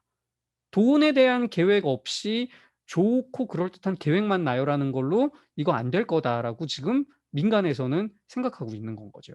자, 두 번째 웹사이트 다 이 법으로 규정하고 모니터링 해라. 그다음에 이 모니터링 과정에는 이렇게 뭐 비장애인 전문가들끼리 모니터링하게 하지 말고 당사자들이 참여해서 모니터링하게 해라. 그다음에 대중교통 모든 대중교통 수단을 안전하고 편리하게 장애인이 이용할 수 있도록 재검토해라, 교통 정책 자체를. 그다음에 이 과정에서도 당사자들이 참여할 수 있도록 보장하고 모든 유형의 장애와 정도 다 고려해라. 자, 그다음에 개인 이동과 관련해서도 방금 보셨던 건 이제 접근권이고요. 이동권 관련해서도 역시 NGO 보고서는 여전히 우리는 이런 불편을 느끼고 있는 걸로 조사가 됐다. 그다음에 기준에 맞지 않는 것들 반이 넘는다. 또 지체장애인들은 여전히 보조기구 구입 비용에 대해서 심각한 부담을 느끼고 있고, 이게 왜 그러냐면은요. 이 당시에 그 건강보험공단이 책정해 놓은 전동휠체어 그 기준 급여가 209만 원이고요. 거의 현재까지도 그 금액이 유지가 되고 있습니다. 근데 그 당시에도 그렇고 지금도 그렇고 209만 원을 주고 구입할 수 있는 기본형 전동 휠체어는 중증 장애인들이 사용하시기에는 굉장히 불편해요. 성능도 그렇고요. 자, 그러니까 그 당시에 제가 기억하기에 뭐 오토복이나 뭐 아니면은 뭐 휠로피아 이런 데서 나오는 전동 휠체어들 중에 좀 쓸만하다고 하는 모델들의 가격이 500만 원대, 400만 원대 이랬거든요. 그러니까 209만 원을 건강보험공단에서 그 당시는 80% 지원을 해 줬는데요. 지원을 해 줘도 개인이 부담해야 되는 비용이 거의 300만 원 가까이 되니까 지체장애인들 입장에서는 사실은 정부가 얘기한 것 외에 우리가 추가로 들여야 되는 비용 부담 엄청나게 크다. 유엔 권리 협약에 써 있는 거 국가가 잘 안 지켜주고 있다. 이런 불만이 있었던 거죠. 그다음에 아까 제가 얘기했지만 개발 품목 지원 많이 했는데 그렇게 많이 지원해 가지고 성공했으면 지금쯤은 우리가 그 품목들을 잘 쓰고 있어야 되지 않습니까? 근데 개발해 가지고 시제품까지만 나오고 실제로 상용화돼서 장애인들에게 보급된 것들은 몇 개 없더라. 그런데 전시적인 성과만 국가가 홍보하는 것 같더라. 뭐 이런 문제 제기들이 계속 이야기하고 있는 거죠. 자, 그래서 여기에 대해서도 권고 좀 해 주세요. 권리위원회에서. 자, 개인별 특성 또 거주 공간이나 거주 지역을 고려해서 보조 기구에 대한 생산, 보급, 연구 개발, 그다음에 비용 부담을 최소화시키기 위한 정책을 강구해 달라. 그다음에 또 기준도 개선을 좀 해 달라. 그다음에 이동 기술 훈련에 대한 법적 근거가 아직 없으니까 그런 부분에 대한 정책을 좀 마련해 달라. 이렇게 이제 요청을 한 거고요. 21조 의사소통 표현 자유, 그다음에 정보 접근에 대해서도 역시 마찬가지입니다. 수화 법적 지위 아직 못 갖고 있고, 그다음에 여전히 수화 언어법을 통과시키기 위해서 열심히 노력했지만 국회에서는 아직 반응이 없었다. 그다음에 AAC에 대한 얘기들이죠. 주로 뇌병변 장애인, 그다음에 또 발달 장애인을 위한 의사소통 지원 체계, 이런 정책 이 당시까지는 없었거든요. AAC가 우리나라에서 많이 활성화된 거는 거의 한 2013년, 14년 지나고 난 뒤여서요. 요 국가 보고서 나오고 요때까지는 사실은 그렇게 아직 확대되기 전입니다. 그다음에 이제 방송 관련해서도 역시 방송 접근성 취약한 상태다. 그다음에 이런 것도 우리는 보는 거죠. 수화 통역이 있다고는 하는데 방송 크기가 TV 화면에 16분의 1에도 미치지 못해서 이 수화를 볼 때 손의 모양 자체가 너무 조그매서 볼 수가 없는데 이게 과연 그 볼 수 있는 그거겠냐, 뭐 이런 문제들. 또 계속해 가지고 뭐 공식 요것도 인제 권고 요청을 한 거죠. 유엔 권리 협약 유엔 장애인 권리 위원회에서 그래서 수어를 공식 언어로 인정해 줄 것을 권고해 주시고, 그다음에 또 이런 지원 체계를 종합적으로 좀 마련해 줄 것, 그다음에 방송 접근권을 좀 보장할 수 있도록 좀 더 강화해 달라고 권고해 달라. 이렇게 요청을 민간 NGO 연대가 했고요. 자, 지금 두 개를 비교해서 보시니까 유엔 장애인 권리위원회가 국가 보고서보다는 민간 보고서의 내용을 굉장히 많이 신뢰했구나. 왜냐면은 유엔 장애인 권리위원회가 냈던 권고 사항이 우리 NGO 연대가 냈던 보고서에서 냈던 지적 사항들이나 이 권고 요청했던 것들하고 죄송합니다. 굉장히 비슷한 거 느껴지시죠? 네. 이렇게 이게 인제 작동을 하는 거라고 생각을 해야 됩니다. 자, 그다음에요. 저희가 인제 그다음 시간대별로 보면은 그다음에 인제 쟁점 목록을 좀 볼 수 있어요. 요 쟁점 목록은 뭐냐?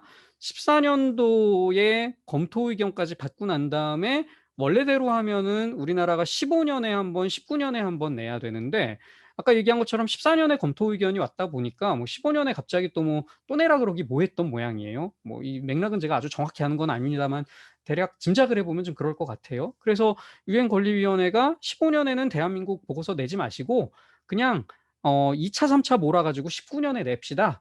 이렇게 하면서 18 년도에 19 년도 보고서 낼 때 "이것들을 좀 한번 챙겨서 확인해 주세요."라고 여전히 우려되는 사항들에 대한 쟁점 목록을 한번 보내 줍니다. 자, 그 쟁점 목록이 지금 여기에 또 제가 정리를 좀 해 봤는데요. 접근성 관련된 것만 정리한 겁니다. 다른 쟁점들도 많아요. 구조 접근성에 관해서 여기 9번 항목에 보면은 접근성 조항에 의거해서 당사국이, 그러니까 대한민국이 아래의 사항들을 이행하기 위해서 어떤 조치를 취했는지 보고서에다가 설명해 달라. 이렇게 하면서 현행 대중교통 정책 검토에서 도시 간 교통수단을 비롯한 각종 대중교통을 장애인들이 얼마나 편리하게 이용하고 있는지 확인 좀 해 달라. 자, 여기 도시 간이 강조가 돼요. 그러니까 시내버스를 얘기하자는 게 아니라 고속버스, 시외버스 혹은 광역 직행버스라 그러나요? 광역 급행? 광역버스, 그러니까 서울이랑 경기도 왔다 갔다 하는 좌석버스들 있잖아요. 자, 이런 게 해당되는 거죠. 인터시티의 개념이, 그러니까 이게 무슨 얘기냐면은 이 사이에 대한민국이 시내에서의 교통수단은 어느 정도는 조금 보완이 된 것 같은데, 여전히 대한민국에 남아있는 숙제는 도시와 도시 사이를 오고 가는. 자, 그러니까 요게 갈 때까지 우리나라 아직 고속버스에 휠체어 탑승권이 보장되지 않고 있을 때였던 거죠. 그러니까 정부가 시범 사업하겠다라는 정도까지만 왔었고요. 여전히 우리는 장출연을 중심으로 해서 명절이 되면 그 고속버스 터미널에 가가지고 점거 농성하면서 장애인도 고향 가고 싶다 이 투쟁을 했던 거지 않습니까? 그러니까 유엔 장애인 권리위원회가 그거를 여기다 반영을 한 거라고 보시면 되죠. 그다음에 아까 1차 권고 때 나왔던 얘기죠. 건물 모든 공공시설과 작업장에 접근성 기준 적용하는 거 어떻게 됐냐 확인 좀 해봐라. 그다음에 세 번째, 모든 장애인이 인터넷 웹사이트, 모바일 통신, 가전제품을 통해서 정보 이용할 수 있도록 관련 법률 개정하라고 했는데 그건 어떻게 했냐. 자, 그다음에 이제 10번에서는 베리어 프리 인증 이거 진짜 실효 있는 거냐? 민간 과연 참여하고 있냐? 그럼 민간이 이걸 참여할 수 있도록 너희가 유도하거나 강제하거나 메리트를 주는 게 뭐가 있는 건데 그냥 광고만 하지 말고 진짜 그게 어떻게 지켜지고 있는지 좀 얘기 좀 해봐. 이렇게 이제 유엔에서 지금 꽤 잘 꼬집었죠? 어떻습니까? 유엔 권리위원회가 제법 잘 우리나라의 상황을 파악을 했죠. 왜냐하면은 사실은 우리가 좀 자랑해도 될 것 같은 게 역대로 이 유엔 장애인 권리위원회에 그 아까 얘기한 것처럼 이제 18명 정도의 그 대표들이 들어가시는 걸로 알고 있는데 우리나라 사람들이 계속 들어가 있는 거죠. 저기 김미연 위원님하고 그다음에 그전에 저기 중앙대 교수님이셨던 그 제가 갑자기 성함이 잘 안 떠오르는데 네, 하여튼 우리 그 교수님도 들어가 계셨었던 그런 상황이어서 우리나라 상황들이 조금 더 잘 확인되지 않았을까 이런 생각을 해봅니다. 자, 그다음에 21조 관련해서는 의사표현의 자유와 정보 조건 보장에 대해서도 이 진척사항을 좀 설명해 봐라. 수화언어법, 점자기본법 만든 건 알겠는데 시행이 잘 되고 있는지 확인 좀 해봅시다. 그다음에 방송, 인터넷, TV 접근성과 관련된 규정의 장애인 접근성 표준, 그다음에 이지리드라고 하는데요. 요 이지리드의 개념은 아마 많이 알고 계실 겁니다. 발달 장애인들을 대상으로 해서 우리가 쉬운 글 이렇게 요즘 표현을 하기도 합니다. 그러니까 발달 장애인들의 눈높이나 어휘 수준에 맞게 어떤 공식적인 문서나 안내나 뭐 교재나 이런 것들을 좀 쉽게 설명하고 그림 같은 것들이나 사진 같은 것들여서 발달 장애인들이 그 좀 더 정확하게 정보에 접근할 수 있도록 하는 것들. 자, 그런 것들을 기본으로 공공정보에서 제공하고 있는지 이런 것 좀 한번 챙겨서 답해 보십시오. 이렇게 이제 유엔 권리위원회가 2018년에 쟁점 목록을 보내왔고요. 자, 그걸 보고 이제 우리나라에서는 2019년에 정부 보고서를 만들어서 제출을 했습니다. 이 보고서를 만들면서 뭐 공청회도 하고 피드백도 하고 그랬는데요. 자, 뭐 역시 이번에도 뭐 우린 잘했습니다가 중심입니다. 그래서 제가 뭐 아주 자세히 보기는 좀 시간상 어려울 텐데요. 이렇게 한번 보는 거죠. 접근성 구조, 쟁점 목록 단락 9-A. 9-A가 뭐였냐? 현행 대중교통 정책, 도시간 교통수단.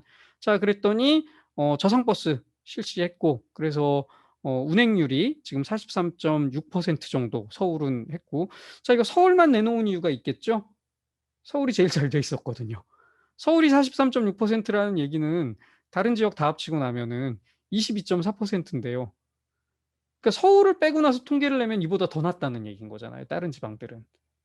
예. 그다음에 뭐 여기 인제 뭐 계속 이거는 그냥 하려고 하고 있다기 때문에 지금 잘 됐냐? 혹은 돈이 얼마 들어갔다가 중요한 게 아니라 그래서 효과가 잘 나오고 있냐? 우리는 이게 궁금한 건데 정부는 "우리는 이거 하고 있다." 이렇게 답을 한 겁니다. 자, 그다음에 역시 계속 이어 가지고 특별교통수단 장콜 도입해 가지고 지금 쭉 운영을 하고 있다. 자, 정부는 요것만 보면 기준 법정 의무 대수 대비 126%라고 써 있는데요. 제가 기억하고 있는 기준 법정 의무 대수가 중증 장애인 200명당 1 대 였던 걸로 기억을 하고 있습니다. 장콜 대수가. 그게 근데 이제 좀 재밌는 게요. 장콜의 기준 법정 의무 대수가 200명당 한 대는 합리적인 기준입니까? 라는 질문에 대한 그 정부의 판단은 뭐냐면요. 그게 뭐 따로 합리적인 판단 기준이 있어서는 아니고 그냥 일반 택시의 면허를 내줄 수 있는 기준이 어 저기 뭐라 그러죠? 지방자치단체의 인구 대비 200명당 한 대이기 때문에 장콜도 우리가 기준을 그렇게 마련했습니다. 이렇게 우리나라 기준이 책정이 돼 있어요.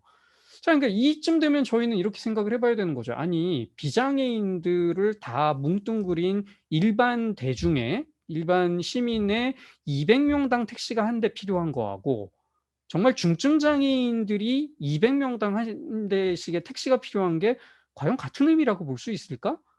이게 중증 장애인들이어서 특별운송수단이 필요하다라고 이야기를 할 때는 비장애인들이 택시 대수 필요한 것보다 훨씬 더 많은 대수가 필요한 건데 그 기준을 그냥 그렇게 잡아 놓고 거기에 비교해서 우리는 126%나 목표 초과했다. 이러고 지금 자랑을 해 놓은 거죠. 자, 이게 자랑이 되려면 지금 강의 듣고 계신 여러분이나 여러분과 함께 활동하고 계신 분들이 아마 장콜 불러 놓고 어떤 날은 2 시간을 기다렸다. 아니면 어떤 날은 밥 시켜 놓고 2 시간 있다 올 것 같아 가지고 장콜 예약했더니 음식이 자리에 딱 나왔는데 장콜 기사님이 오셔서 "저 앞에 왔습니다. 빨리 나오세요." 이래서 밥도 못 먹고 차를 타야 됐다. 이런 일이 안 생겨야 맞는 거겠죠? 어떻든 제가 너무 이 정부 보고서를 삐딱하게 얘기하고 있는 것 같아서 좀 죄송합니다만 지금 이게 인제 현실이었던 거고요. 자, 그다음에 구조 접근성에 대해서도 역시 9-B에 대해서 건축물에 대한 부분들 적합성 확인 제도 전면 시행하게 됐고 그다음에 인제 편의시설 지원센터를 통해 가지고 적합성 확인을 하고 있다. 뭐 일정 정도 좀 나아지긴 했는 걸로 알고 있습니다. 자, 그다음에 이제 규모에 대해서도 쪼금씩 확대했고 뭐 인제 쪼금 더 나아지게 하고 있다. 추진 중이다. 뭐 이런 얘기들 나오고요. 그다음에 역시 이 에스컬레이터, 휠체어 리프트, 경사로 시 해당 바닥 면적을 건축법에서 이 바닥 면적 산입에 그러니까 저기 그 용적률 제외해 주는 뭐 그런 혜택을 좀 주게 했다. 그다음에 실태 조사, 전수 조사한다. 뭐 그랬더니 점점 늘어나고 있다. 뭐 이런 답변들을 했던 거죠. 그다음에 또 인터넷 웹사이트, 모바일 통신, 가전제품 관련된 부분에 대해서도 역시 웹 접근성을 준수한 홈페이지를 정부가 운영하고 있고 근데 사실 우리의 지적은 정부가 안 하고 있다가 문제가 아니라 정부 빼고 나머지는 안 해도 된다가 문제인 거 아니냐라는 지적이었잖아요. 근데 정부가 하고 있다라고 하고 있고 그다음에 우수한 웹사이트에다가 인증 마크 부여하고 있는데 자, 근데 인증 마크 부여 받아도 그만 안 받아도 그만인 거잖아요. 자, 그러니까 인제 사실은 정부 입장에서는 최대한 이렇게 약점이 되는 얘기는 좀 피해 가고 싶고 그냥 "우리가 이런 거 했습니다. 그래서 잘하고 있어요."라는 얘기로 그냥 어떻게 해서든 좀 둘러가고 싶은 것 같은 느낌이 드는 보고서였던 거죠. 자, 뭐 계속해 가지고 국가정보화 기본법 지금은 아까 제가 소개해 드렸던 지능정보사회 기본법으로 바뀌었습니다. 여기서 웹사이트 접근성 품질 인증에 대한 부분들 접근성 범위에다가 좀 확대했고 그다음에 인제 이 표준, 국가 표준들 요거는 지금도 계속 개발하고 있습니다. 그다음에 이거는요. 뭐 정부가 다 잘못하는 건 아니잖아요. 잘하고 있어요. 그러니까 제가 최근에도 그 계속 정부가 노력하고 있는 것들 중에 보면은 그 키오스크라고 하는 그러니까 무인 단말기 있잖아요. 그런 것들을 시청각 장애인 또 휠체어 타는 지체 장애인 뭐 이런 분들이 사용하는데 불편이 없게 만드는 그런 표준 같은 것들도 계속 작업은 하고 있고요. 어떻든 고런 내용들 써 놨던 거고요. 그다음에 인제 이 공공민간 시설에서 시행 중인 BF 인증과 관련해 가지고 "실효가 어떠냐?" 요 얘기했더니 자, 요거 쪼끔 달라지기는 했습니다. 국가지자체 신축 건축물은 아까 2014년에 우리가 권고받을 때까지는 적용이 안 됐는데요. 2015년에 BF 인증을 국가 지방자치단체는 의무로 바꿨습니다. 그래서 좀 늘어나고 있어요. 그다음에 여기 뭐 솔직하게 인정하는 것도 있죠. 민간 쪽은 솔직히 좀 덜 활성화된 측면이 있다. 그래서 요거 법 개정 등 해 가지고 조금 더 민간 참여를 늘려 보려고 애쓰겠다. 이런 얘기들 나오고요. 그다음에 의사 표현 자유 정보 접근 요기 관련해서도 이 사이에 수화 언어법이 통과가 된 거죠. 그래서 수화 언어법 통과했고 그래서 수화를 국어와 동등한 지위로 인정을 했다라고 이야기하고 있고요. 그다음에 발전 계획 수립해 가지고 쭉 연구 개발 또 뭐 이런 것들 지원하겠다. 그다음에 점자법도 제정을 이 사이에 한 거죠. 그래서 "대한민국에서 공식적으로 사용되는 문자의 지위 인정한다." 이렇게 이야기를 했죠. 자 근데 제가 인제 요 정부 보고서를 보여드리는 이유가요. 아까 유엔 장애인 권리 협약에서는 가급적이면 이렇게 하라고 규정이 돼 있는데 1차 보고서를 낼 때 정부 보고서에는 이런 게 하나도 안 돼 있었고 그런데도 정부는 뭐 요런 얘기 싹 빼고 "우리 잘하고 있습니다." 계속 이렇게 했었던 거고요. 그랬더니 NGO 연대에서 "아니 정부 보고서 다 믿으시면 안 됩니다. 실제로 우리 장애인들은 아직도 이런 게 불편하고요. 이런 거 아직도 안 돼 있고요. 그래서 권리위원회가 이런 거 좀 딱 꼬집어 가지고 얘기 좀 해 주셨으면 좋겠어요."라고 NGO 보고서를 내놨고요. 그랬더니 2014 년에 유엔 권리위원회가 그 민간 보고서에 있던 내용들을 상당히 많이 반영한 권고 의견들을 우리한테 최종 의견으로 채택해 가지고 보내왔잖아요. 자 그랬는데 2014 년에 의견 받고 2019 년에 2 차, 3차 통합 보고서를 내는 사이에 지금 보면 2014 년에 유엔 장애인 권리위원회가 지적하면서 권고한 사항들이 완전하지는 않지만 제법 많이 반영이 됐습니다. 그러니까 권고가 의미가 있었다는 거죠. 수화언어법도 통과가 됐지요. 점자법도 통과가 됐지요. 그러니까 어떻게 보면은 우리가 생각할 때 '아 이게 별 효력이 없나? 뭐 이게 뭐 강제 사항 아니어 가지고 좀 그런가?'라고 생각을 하더라도 사실은 우리가 이걸 잘 활용하면 이런 권고들이 자꾸 나오게 하고 그다음에 그런 권고를 토대로 해 가지고 우리가 정부를 자꾸 자극하면 어떻든 정부 입장에서는 '제법 움직이더라. BF 인증도 자기들이 강제할 수 있는 국가 공공기관 지방자치단체에다가는 의무화시키고' 이런 움직임들이 가시적으로 지금 보이는 거죠. 여전히 2019 년에도 우리는 부족함을 많이 느끼기는 합니다만 어떻든 2014 년에 지적된 사항들을 그래도 고칠 수 있는 것들은 제법 고치고 있구나. 그러니까 제가 이 얘기를 뒤집어서 얘기하면은요. 만약에 유엔 장애인 권리위원회가 2014 년에도 그런 권고를 안 했다. 그렇게 상상을 해 보면 2019 년에 과연 이것들이 다 바뀌어 있었을까? 이렇게 생각을 해 보면 정부가 굳이 그렇게까지는 노력 안 했을 수도 있을 것 같은데 그래도 '부담되고 신경이 쓰이긴 쓰였나 보다.' 이런 생각을 좀 해볼 수 있지 않겠냐는 거죠. 그래서 저는 이 'CRPD가 굉장히 의미 있고 우리한테 필요한 거다.' 이런 생각을 좀 해 보게 되긴 합니다. 자 계속 보면은 뭐 방송법도 이렇게 해 가지고 뭐 했다 뭐 이런 얘기들이 쭉 나오고 있습니다. 요거는 제가 그냥 시간상 일단 패스를 하고요. 뭐 그다음에 인제 이지 리딩과 관련해서도 역시 뭐 이런 부분에 대해서 장애인 당사자들을 참여를 하게 하고 그다음에 국립장애인 도서관 쪽에서 발달 장애인 관련된 콘텐츠 또 EBS에서도 이런 거 한다는데 사실 여러분들이 느끼기에도 이걸로 충분한 건 아닌 거죠. 자 어떻든 국가가 신경 쓰고 의식하고 뭔가 쪼금이라도 하고 있긴 하구나. 자 근데 여전히 우리는 이게 속이 후련하지 않으니까 NGO 보고서를 통해 가지고 인제 이런 지적 사항들을 또 내놓은 거죠. 이슈 1 접근성. 정부에서는 뭐 나름 노력하고 있다고 하지만 여전히 "시외 이동은 우리 어렵다." 그래서 인제 이런 부분들 권고 좀 해 달라. 신규 및 대차 도입으로 개정을 해서 그래서 이 부분에 대해서 그 좀 더 강력하게 저상버스가 빠르게 보급되게 하고 그다음에 사실은 저도 그거 되게 많이 느끼는데요. '저상버스가 다니는데 왜 휠체어 장애인들은 탑승들을 안 할까요?'를 버스 회사에서는 맨날 따지셔요. 이게 서울하고 벌써 달라 가지고요. 쪼금만 지방으로 가 버리면은 버스 회사들이 되게 이렇게 그 뭐라 그럴까요? 되게 좀 소극적으로 나오시는 게 "아니 우리 회사 버스 중에 몇 대가 저상 버스인데 지금 3 년째 운행하는데 휠체어 장애인이 타시는 경우를 저희는 한 번도 못 봤습니다." 그럼 저상 버스는 좋은 거예요? 아니 뭐 그래도 좀 이렇게 우리 시골 동네여 가지고 노인네들이 타시는데 이 일반 버스보다는 계단이 낮으니까 그래도 그건 편해하시더라고요. 근데 기사들은 힘들어해요. 제가 실제로 인제 좀 인터뷰를 했었던 사안이거든요 요게. 지방에선 그래요. 근데 우리 좀 맥락을 따져 보면 지방의 장애인들은 저상 버스가 필요 없어서 안 탄 걸까요? 아니죠. 집에서 나가서 저상 버스를 탈 수 있는 정류장까지 휠체어를 타고 접근할 수 있는 방법이 별로 없어서 혹은 저상버스를 타고 내린 다음에 내린 정류장에서부터 자기가 원하는 목적지까지 휠체어를 타고 이동하는데 거기에 걸림돌이 되는 게 너무 많아서 그래서 애초에 저상버스를 타는 걸 포기하고 있을 가능성이 더 높지 않을까? 이렇게 우린 생각을 해 봐야 되는 거죠. 그래서 이 권고에 보면은 보행 환경, 안내 시설, 매개 시설, 정류장 이런 인프라까지 같이 구비를 해야만 저상버스가 실효를 거둘 거다. 이것 좀 지적해 달라. 자, 뭐 이런 이야기들이 이제 여기 나오는 거죠. 그다음에 운전원 대상의 교육 이런 것도 지적을 하고 있고요. 그다음에 편의시설 설치의 의무 대상 국가는 쭉 했다고 잘했다고 이야기하고 있는데, 자 근데 이게 조사했던 거 자체가 일부 그 대상 품목들만 조사한 거나 마찬가지다. 점자 블록, 점자 안내판 이런 거는 제외됐다. 자 그래서 이거 따져 보면은 수치가 확 내려간다. 그래서 모든 장애 유형을 포괄할 수 있는, 그다음에 모든 규모와 수용 인원과 건축 연도를 무관하게 편의시설을 전수조사 실시하고 여기에 대한 정책들을 좀 마련하라고 권고해 달라. 또 여전히 차별적인 시각장애인의 정보기기 접근성.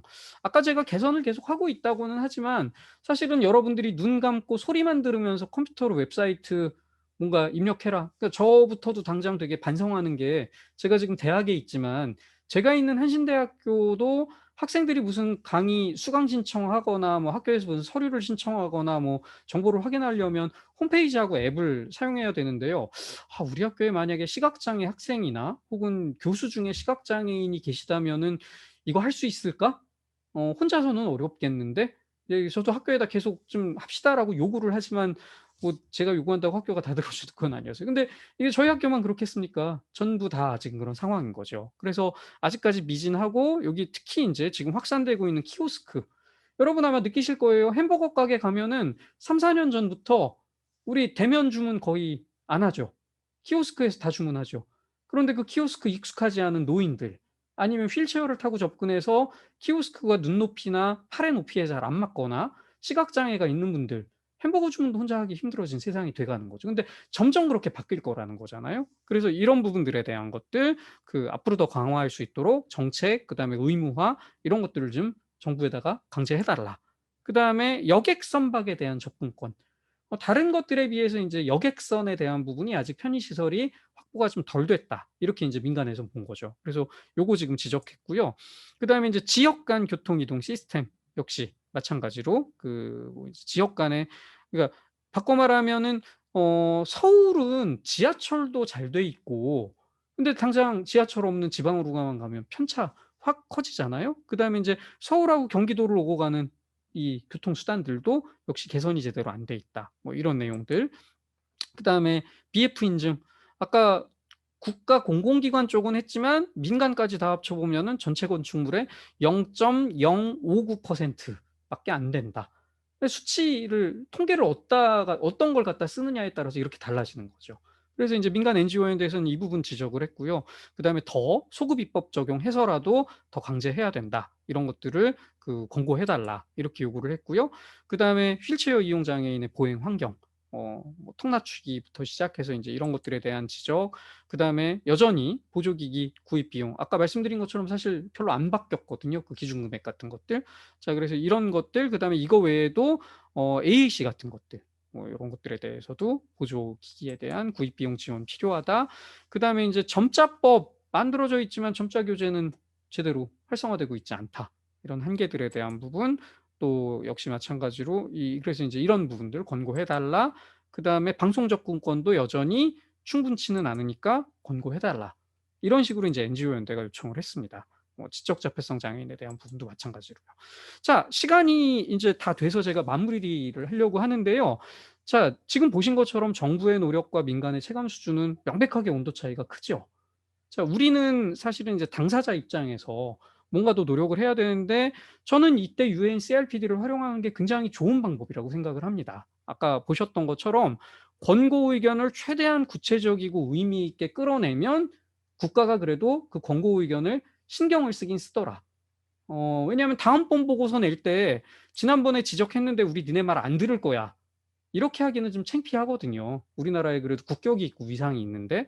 그다음에 이 권고 의견이 한번 나오면은요, 우리가 운신할 수 있는 폭이 좀 넓어지는 거죠. 국가에다가 어떤 법을 만들어 달라, 아니면 어떤 제도나 정책을 만들어 달라라고 요구할 때 "이거 지난번에 유엔에서도 우리 지적받은 거 아니냐. 고쳐야 될 거 아니냐."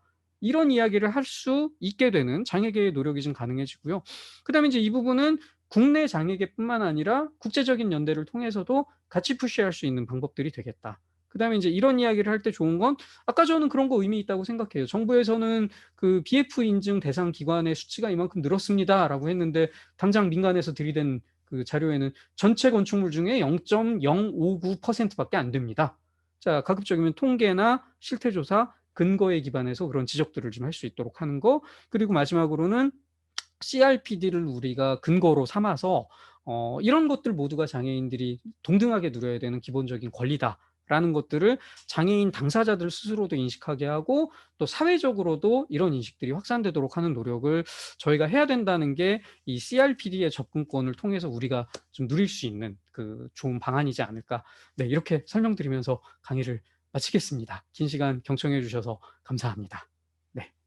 제가 혹시 뭐 질문 지금 시계를 보니까 한 2분 정도 살짝 남은 모양이네요. 제가 50분 강의하고 10분 쉬고 50분 강의하고 끝낸다 그랬는데 혹시 뭐 질문이 있으실까요?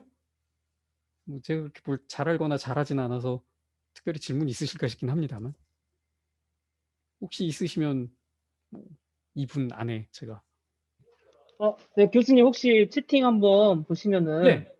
아, 예. 네, 혹시 뭐 잠깐만요. 제출한 네. 네, 채팅을 좀 보겠습니다. 제출한 NGO 보고서요. 자료요. 지금 제가 아까 말씀드린 것처럼 1차 NGO 보고서하고 2차 NGO 보고서는 전부 다 떠 있기는 합니다. 그러니까 1차 NGO 보고서는 제가 기억하기로 그 장애인 연맹이었나? 구글에서 검색하시면 일단 그 1차 보고서는 완성본으로 보실 수가 있고요.